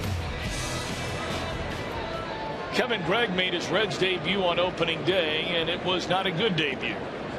2/3 of an inning, allowed 2 hits, 2 runs, including a home run to Andrew McCutchen. He has not pitched since. He's in there now. I don't think they're going to just give up on Kevin Gregg because he had 1 bad outing. Got a long time in the major leagues, 37 years old, 177 career saves. Reds are looking for 9 outs now in another tight ball game. The Reds have won each of their first 3 games in their final at bat. 8th inning in the opener. Chapman nailed it down. Walk-off wins each of the last 2 games.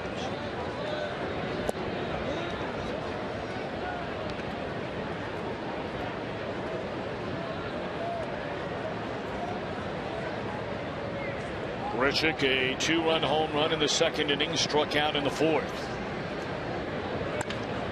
Hard hit ball. Cozart down on both knees. 1 away. Well, that guy hits the ball hard. Grichuk does. Cardinals going to go to their bench. And their regular center fielder will come on to bat for Lackey. That's John Jay. This guy has been an underrated player and a good, solid player for a long time. Last left-hander they have available. Left-handed bat, that is. Lackey, 4 hits, 4 runs in 6 innings. Walked 2, struck out only 1. You know, the opposing teams rarely save their left-handed batters for late in the ball game. If they're down by a run or 2, chances are you're going to see a Aroldis Chapman. So you might as well use him early.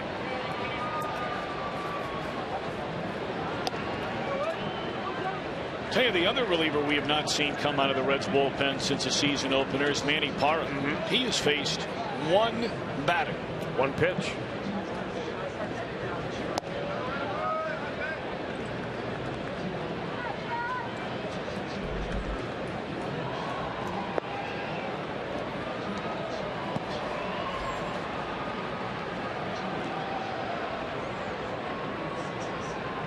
Two and 1 to John Jay.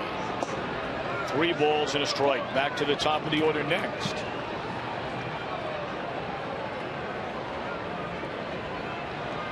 Well, speaking of Parra, you know left-handed batters will follow this left-handed hitter. A rocket into right field off the bat of Jay. Holy Moses. Grichuk hit a ball so hard it almost knocked Cozart over. And now Jay, a pinch hit single into right.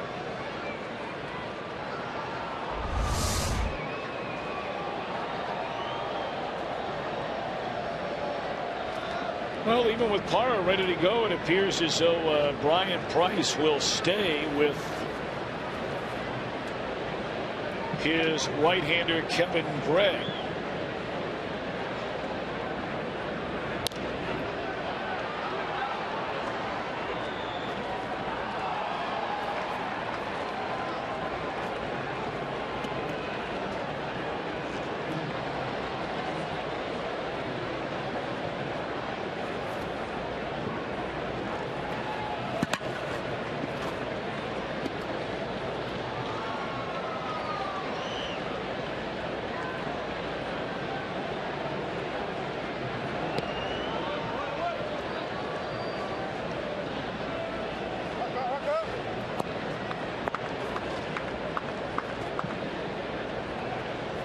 Well, if you're wondering in Carpenter's career and how he might fare against right-handed pitchers as opposed to the lefties.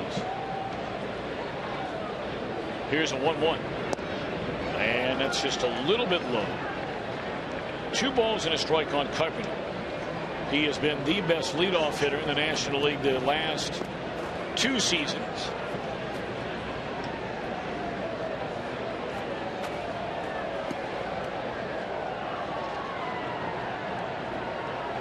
tell you one thing about Carpenter, though, that strikes you right away, Tom, is that he just never appears like he is in a hurry to put the ball in play.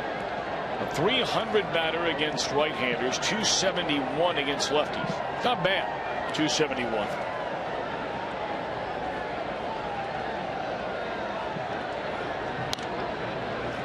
You know, you talk about Carpenter, he only swung at 33% of the pitches that came his way last year. That was the lowest swing rate of any batter in Major League Baseball. So he's the guy who is responsible for the slow games. It's all on Matt Carpenter. Well, I'm not afraid to pin it on a Cardinal.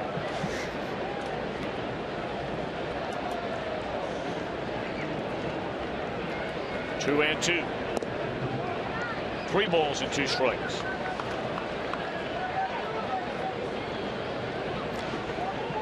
Jason Hayward next. Carpenter tonight is 0 for 2. He walked to lead off the game, scored on the double by Peralta. Has since grounded to second and struck out.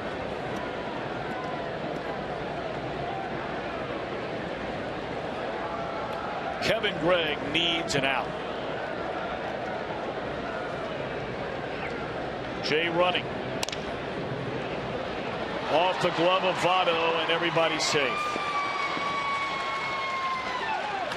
You know, as many games as Votto and Phillips have played together, and you got to figure in instinct to go get the ball.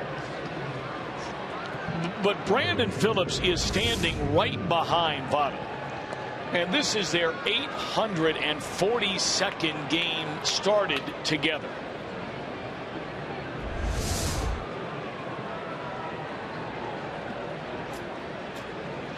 That is the most on the right side of the infield for any tandem in Reds history.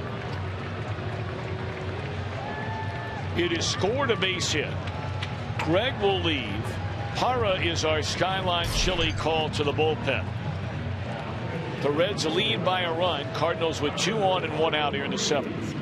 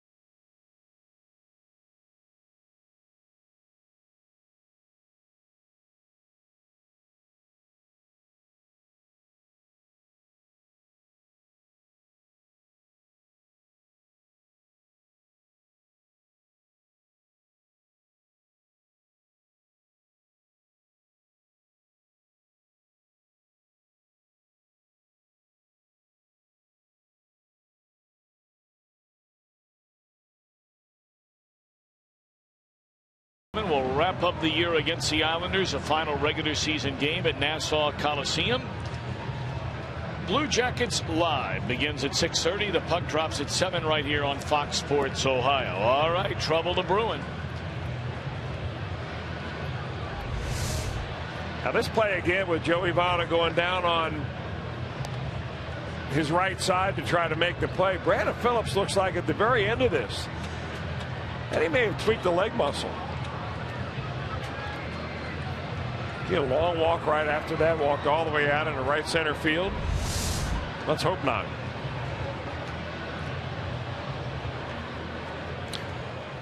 Manny Parra threw 1 pitch, allowed a base hit on opening day. We have not seen him since, and now he walks into the game to face Jason Hayward. with 2 on and 1 out. The Reds leading by a run here in the 7th. Reds have J.J. Hoover, a right-hander, cranking it up in a hurry. Right-handed batting Matt Holliday is next.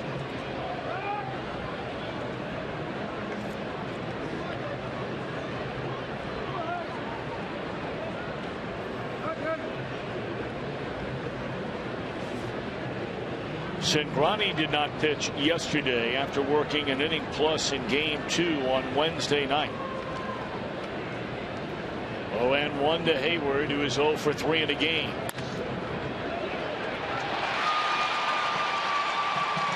Base hit into center, throw goes into third, and the runner is out at third base, but this game is tied at 4. Manny Parra has thrown 2 pitches this season and given up 2 hits.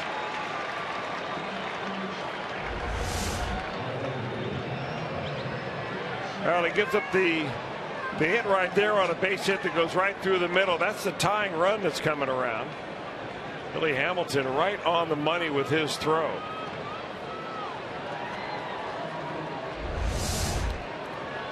Well, I would imagine they're going to walk. Yep, they are. They're going to intentionally walk Holliday and let Parra just stay in the game rather than burning a third pitcher in the inning to face this right-handed batter. Adams, a lefty, waits on deck.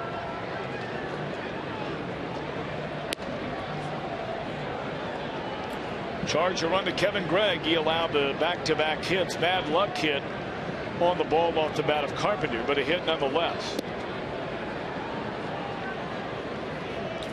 And certainly a curious decision made by Brian Price. We brought it up at the time. He had the right-hander Gregg facing the right-handed batting Grichuk to begin the inning. John Jay was announced as a pinch hitter. He stayed with the right-hander Gregg. Base hit into right. Left-handed batting Matt Carpenter stayed with Gregg. Infield hit before making the call to Parra to face Hayward.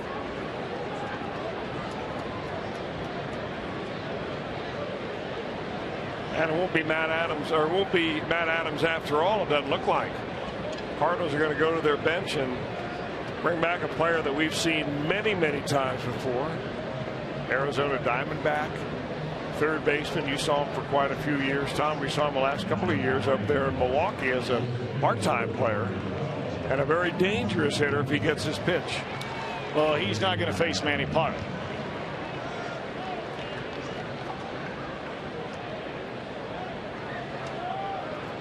J.J. Hoover will be brought on from the bullpen. Parra faces 2 batters, allows an RBI single and an intentional walk.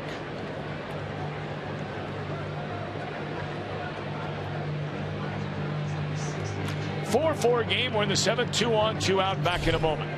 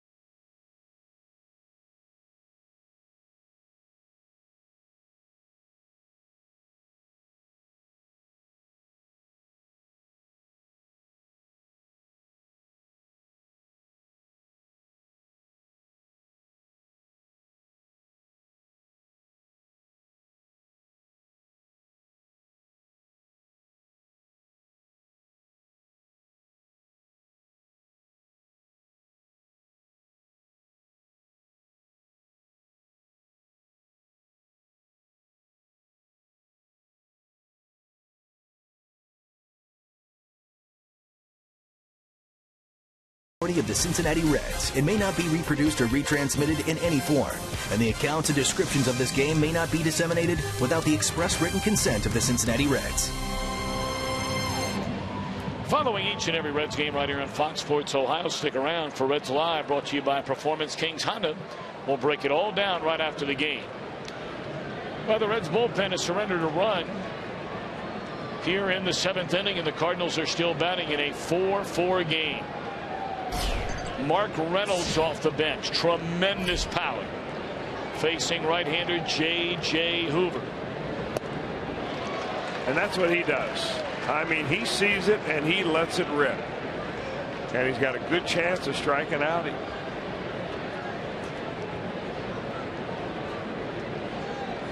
But if he gets a pitch in his zone, he can hit it as far as anybody.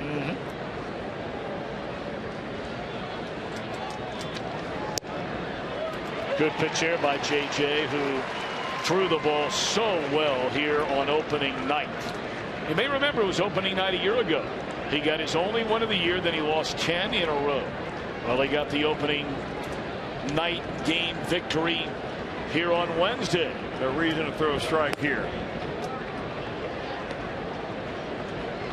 Reynolds 20 or more home runs in each of the last 7 years.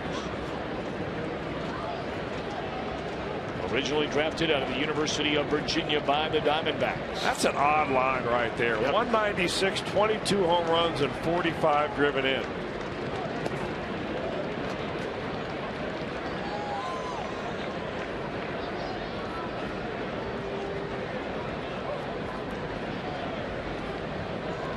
Well, this will be the action pitch for Hoover.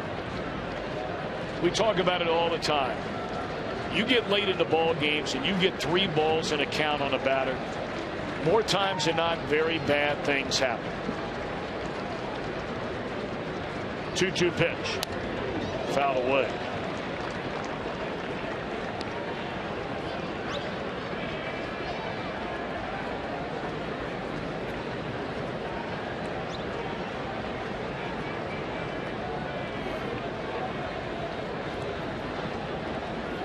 Hoover trying to strand a pair of Cardinals and send it to the bottom of the 7th in a tie game, and he will. J.J. Hoover strikes out the pinch hitter, Mark Reynolds, to end the inning.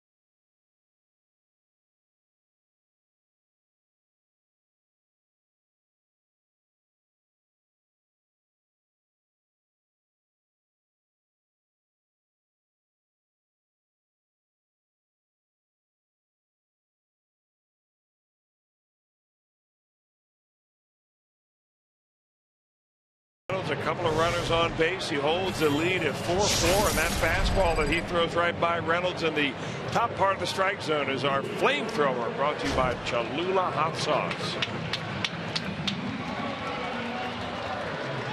It's a nice start for J.J. It is, and it's a guy that in his career has given J.J. somewhat of a hard time. 2 for 4 with a home run, Reynolds has been. And he'll go over and take over at first base. Seth Maness, a ground ball machine out of the Cardinal bullpen since coming up to the major leagues 2 years ago. Marlon Byrd to be followed by Brandon Phillips and then Zach Kozart. Cardinals jumped out in front 1-0. Reds took a 2-1 lead. Votto hit a 2-run home run after the 2-run homer, and this ball in the air to right field. Hayward with room. And Maness a big, deep sigh of relief.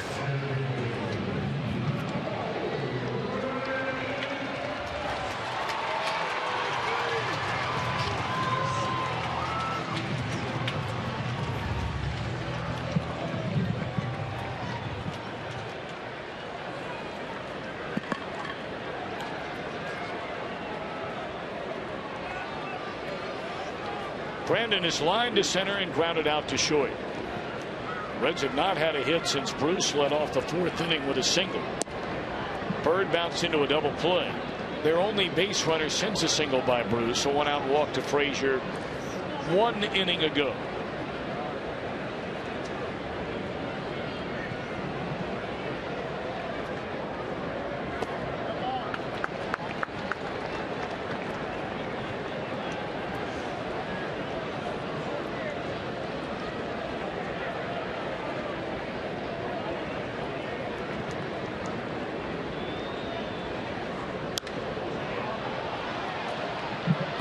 That one ran in on Phillips' hands, and he pops it up to Reynolds. 2 up and 2 down.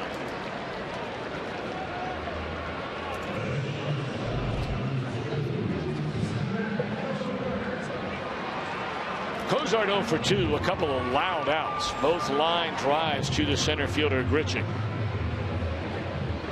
Brennan Bosch stands in the on-deck circle. Hoover's spot due up next.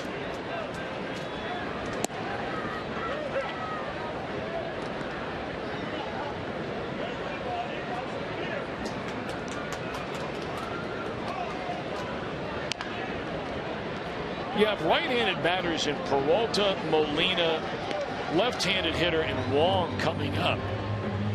And when Brian Price made the 3rd change of the inning on the mound to bring in the right-hander Hoover, he did not double switch. And there's strike 3 call. Doesn't matter. Hoover will come back out there, one would assume, for the 8th. We're tied at 4.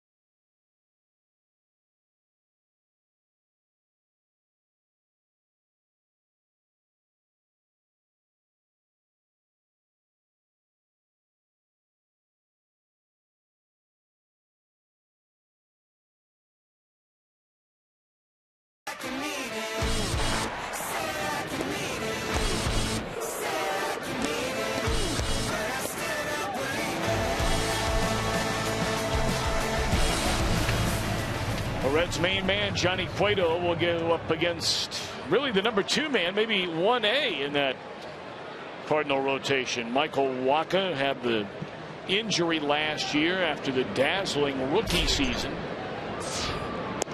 Johnny Spectacular on opening day. Bullpen couldn't hold a 2-0 lead. 7 shutout innings with 10 strikeouts. Can't wait for that tomorrow. 4-4 game. Hoover to face Peralta, Molina, and Wong. Reds Live, the pregame begins at 12:30 tomorrow. It's brought to you by Ray St. Clair Roofing.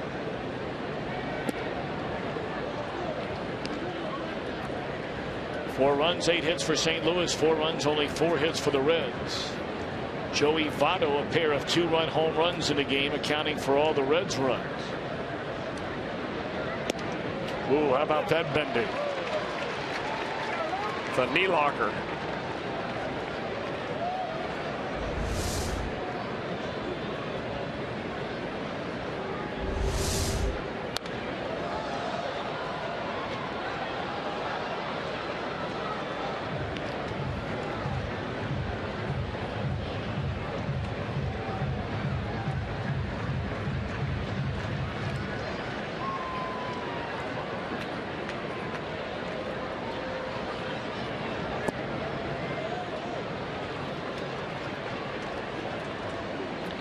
Peralta, an RBI double down the left field line in the opening inning.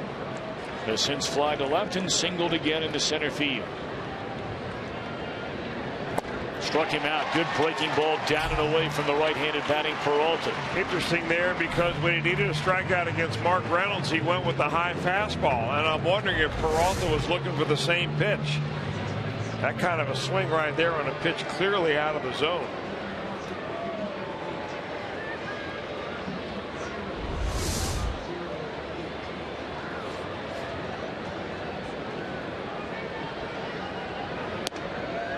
One away for Molina, 0 for 3. A pair of ground balls to Frazier at third, and then with a runner at third, 1 out in the 6th. Molina struck out against Jason Marquis.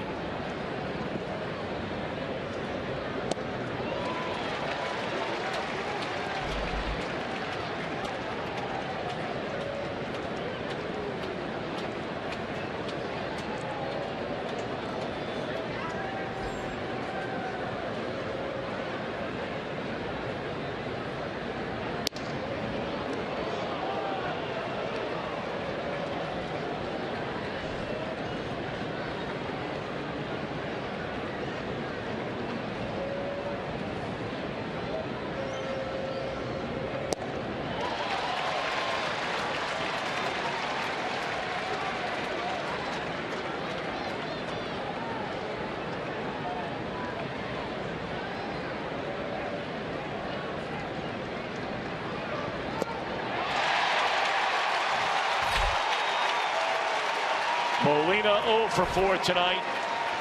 Hoover blows him away with a high fastball. That's 3 strikeouts in a row for JJ.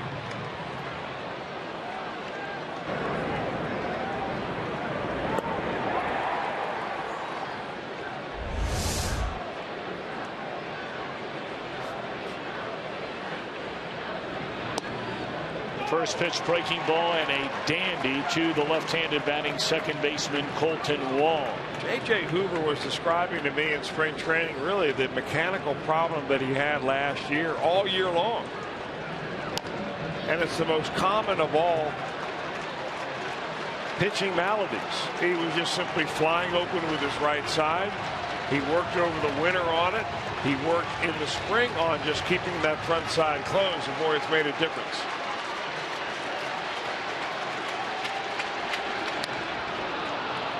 What a piece of hitting there by Wong. Just shot it down the left field line on an 0-2 pitch. And he's in with a stand-up double. His second hit in 4 at-bats tonight. He's very quick. You know, sometimes almost too quick defensively, if you know what I mean, and not necessarily a smooth-handed. But that is some kind of hitting. You're right about that. Right down the line, nearly hits the third base bag. And he's standing on second base, lickety-split. And I wonder if Brian Price is asking whether that's fair or foul.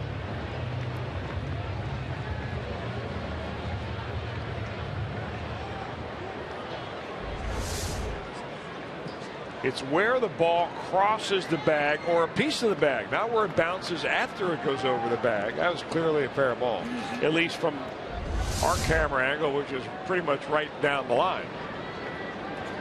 All right, now Grichuk 1 for 3 in the game, had the home run in the second inning. Just off the outside corner, ball 1. Reds had a 4-3 lead until the 7th. Cardinals tied it up against a duo of Gregg and Parra. Hoover able to get the final out. Strikes out the first 2 here in the 8th inning. Before the double by Wong, a ball and a strike on Grichuk.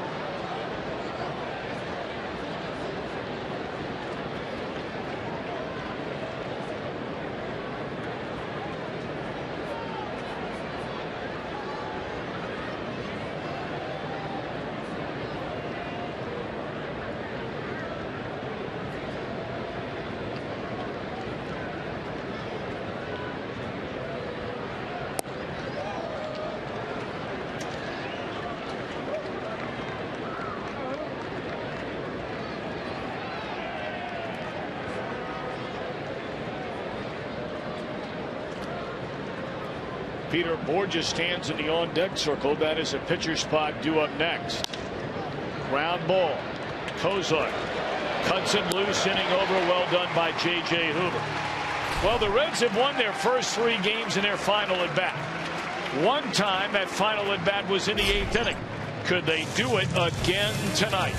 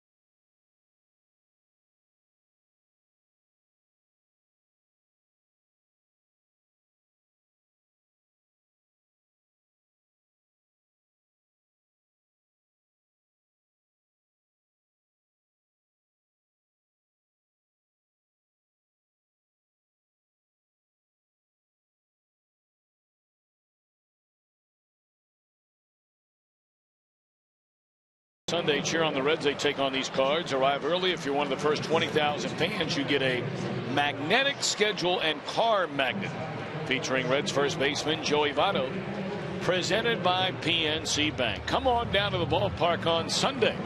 Walk away with some goodies.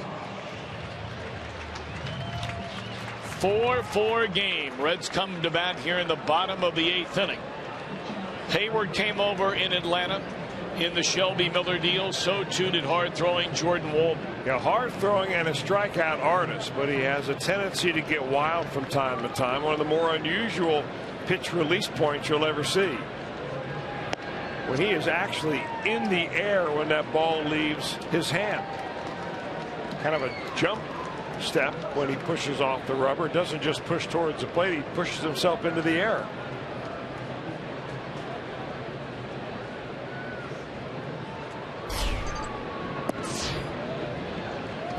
Walden had very good success with the Angels on some good teams. That's what we're talking about right here. Look at the daylight.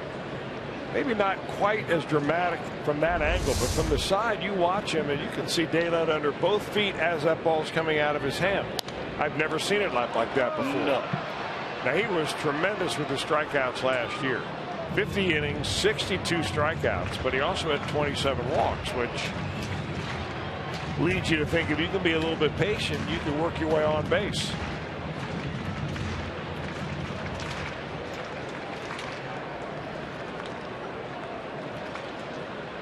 Brennan Bosch off the Reds bench had an unbelievable spring out in Arizona. Pretty good rip right there. Walden traded to Atlanta prior to the 2013 season despite some excellent years for the Angels. But the Angels needed starting pitching, so they acquired Tommy Hanson in the trade.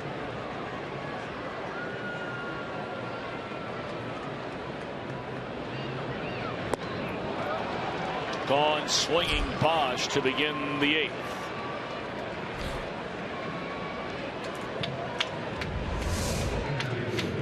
There's another freeze frame of Walden when he's actually in the air. That toe might be touching a hair. No, it's not. I see some daylight under there.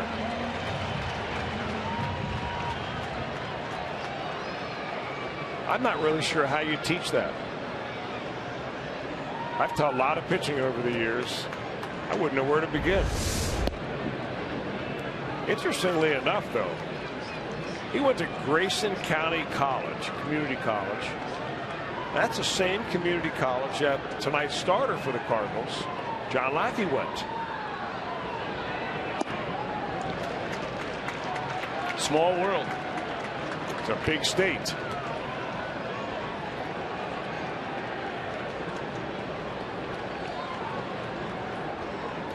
Billy trying to make it happen here in the 8th inning. 2-0 the count on Hamilton. 3-0. Now let's not forget on opening day. It was the 8th inning with 1 out and nobody on when Hamilton reached with a base hit. Votto singled and then Frazier homered. And Hamilton has reached base with 1 out here in the 8th inning, and he's getting ready to turn on that engine. Joey in the 1st inning with Hamilton aboard. Skips off the top of the fence. Goodbye. In the 3rd with Marquis aboard. Left center field again. Same result.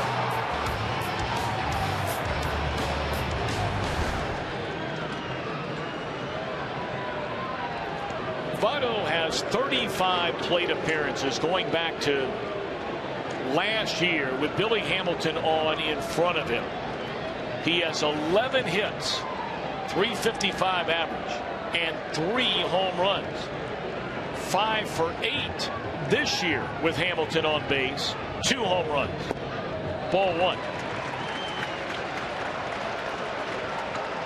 Well, you got to figure that Jordan Walden is thinking about 2 different things and probably not what he should be. One is Billy Hamilton at first base. The other is don't make a mistake to Joey Votto. And when you think like that, sometimes you take away your aggressiveness of really going after the hitter. Hamilton running. And he is in there safely. His 7th stolen base in 7 attempts. And he is still perfect against Yadier Molina. 7 of 7 against him. Right now, Mike Matheny is on the top step of the dugout. He's about to try, maybe signal to the umpire for a review. I think they take a look at this, and you're going to see his hand is in there.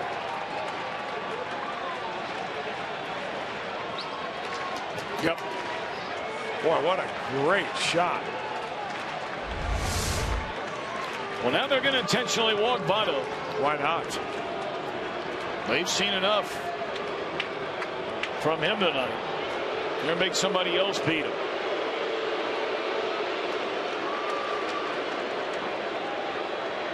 Hope Billy didn't hurt his hand on that slide. You may remember he did that the first weekend of the season last year. Remember that rainy night in New York when he jammed his thumb and his wrist? You know, I don't know why, if he's done it before, why he doesn't wear one of those protectors. He goes so hard into that bag. We'll take a good look. It's definitely his left hand that he's been rubbing out there standing at second base. Looks like he gets his index finger and his middle finger on top of the bag, but his ring finger and pinky finger underneath. It was the finger he injured last year, that first weekend of the season, trying to steal in New York. And you got to hope he's all right. All right, money time. Frazier broke a 2-2 tie on opening day with a 3-run home run. Breaking ball away, and Hamilton will advance on to third. Molina could not find the baseball.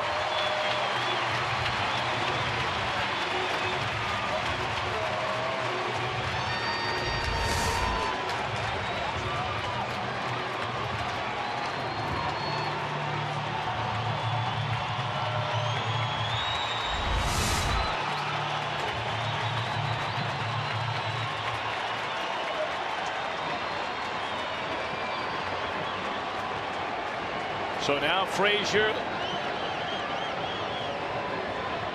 trying to find a way anyway to get Hamilton down the line from third. 4-4 game or in the eighth. Another pitch in the dirt. Votto will not advance.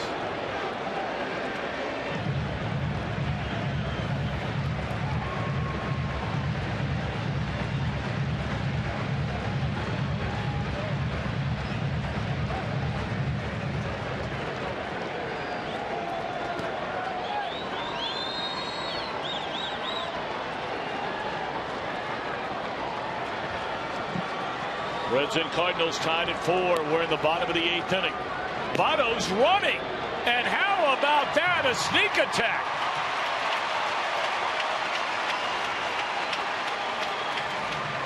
Boy, Votto's doing it all. He already has 2 stolen bases this year.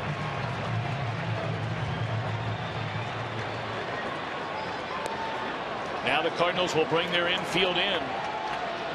That stolen base by Votto, of course, takes away the ground ball double play. 1-2 to Frazier. High fly ball. Hayward, a good arm and blazing speed at third. Here comes Billy. Here comes a throw. Reds lead.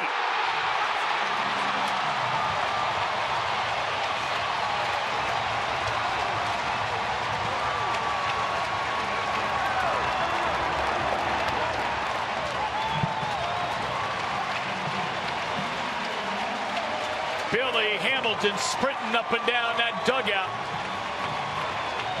after easily beating the throw from Hayward. And the Reds lead 5-4. Boy, I don't think there's another player in baseball you'd rather have at third base, 1 out, and you stand up at the batter's box. That ball was a very shallow fly ball to right field. Hayward did everything he could with a good, strong throw, and it wasn't even close. Well, remember, we saw Hamilton score against these Cardinals on a pop-up to the infield. That's right. Caught by an infielder. And look at that. This is no contest. Ball's not even arrived before Hamilton has his left hand on the plate. 0-2 to Mesoraco.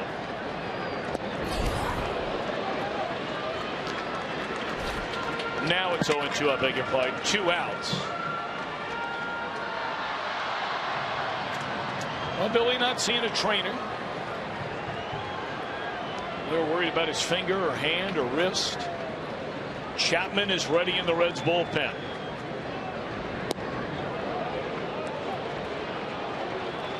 Mesoraco really feeling for it right now. Seems to be lunging at almost every pitch, indecisive. Hitters will go through that. 1-2 to Devin.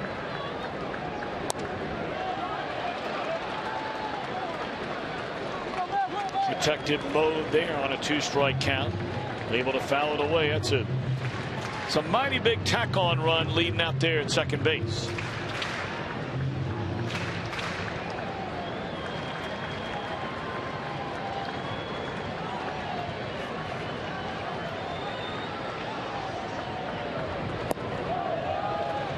Two and 2 on Mesoraco, who is 0 for 3 tonight. 2 ground outs to the left side of the Cardinal infield and a fly ball to center in the 6th. The Reds get a run without a single hit in this 8th inning.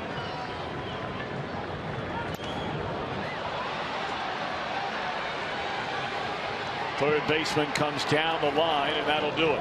Hamilton with the 1-out walk. Stole second, went to third on a wild pitch. Chapman will come in to try and nail it down. On the fly ball to short right, Hamilton going all the way. Reds lead by a run.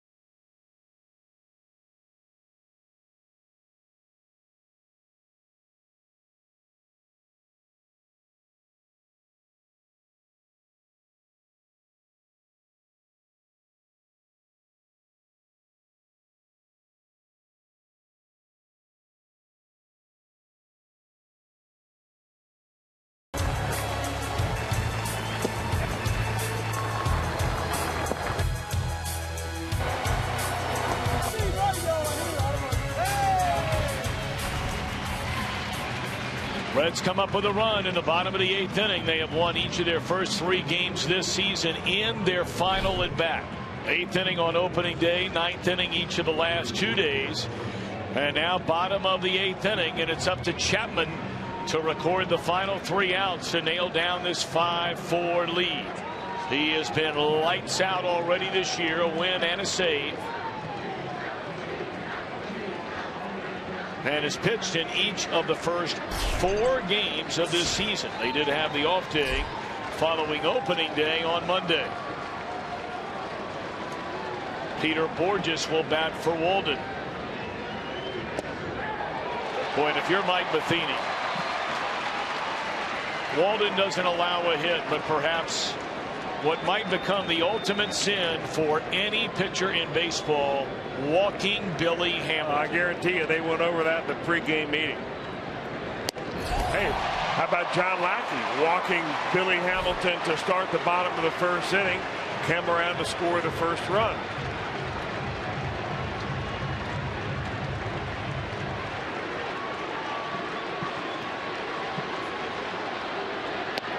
One out.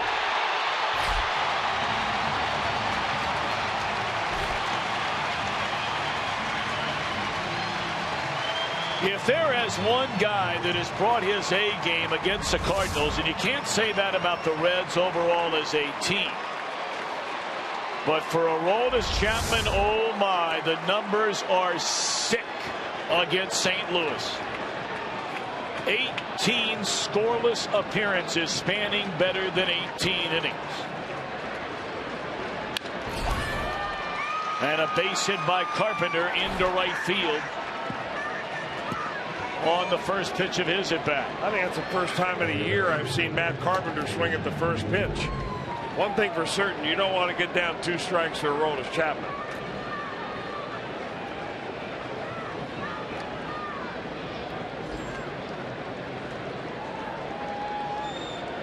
So dangerous Cardinal lineup. Lefties, righties. And we know the Cardinals will compete.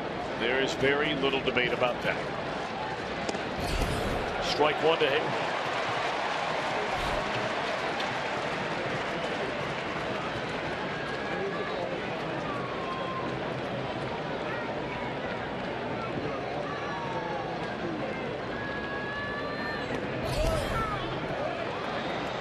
Hayward was having a dreadful night. His first 3 times up, he struck out, a bounce out to Phillips.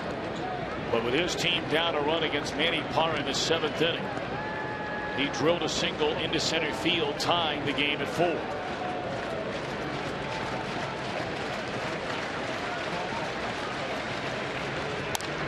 High bouncer, Phillips, and they get the out at second on an amazing play by Cozart. Phillips leaps in the air, feeds it to Cozart, who snags it with his bare right hand.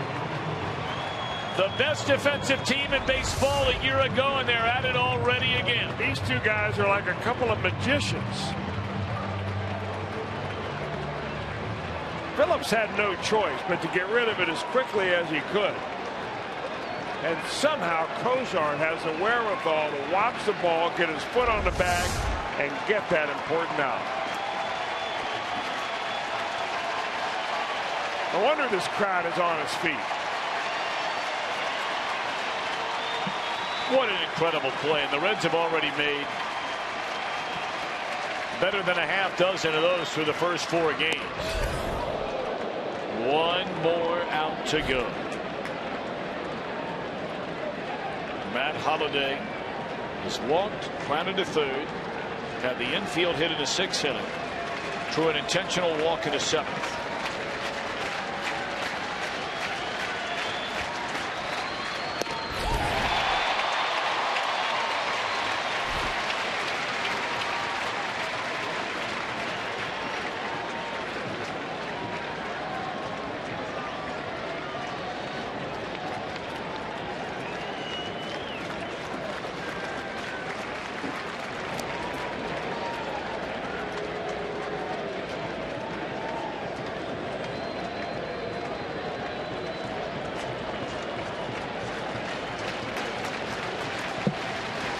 One ball and 1 strike on Holliday.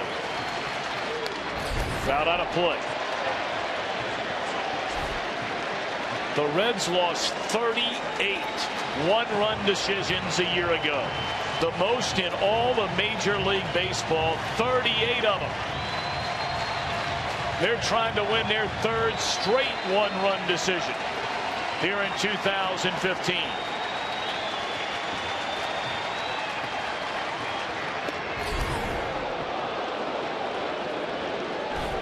Aroldis reached back for a little extra that time. 102.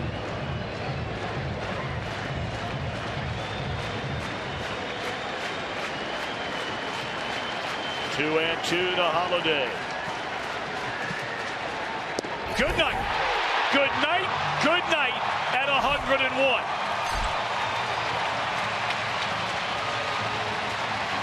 The Reds become the first Major League team since 1912 to win their first 4 games of a season in their final at-bat. Chapman, oh my. And Billy Hamilton in the bottom of the 8th inning won this game with his greatest asset, his speed. A walk, a stolen base. Most runners don't advance to third on that pitch in the dirt. Very few, if any, others score on that short fly ball to right.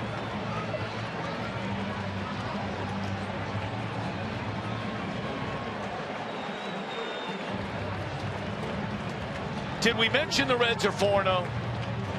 That's the good part. Back in a moment.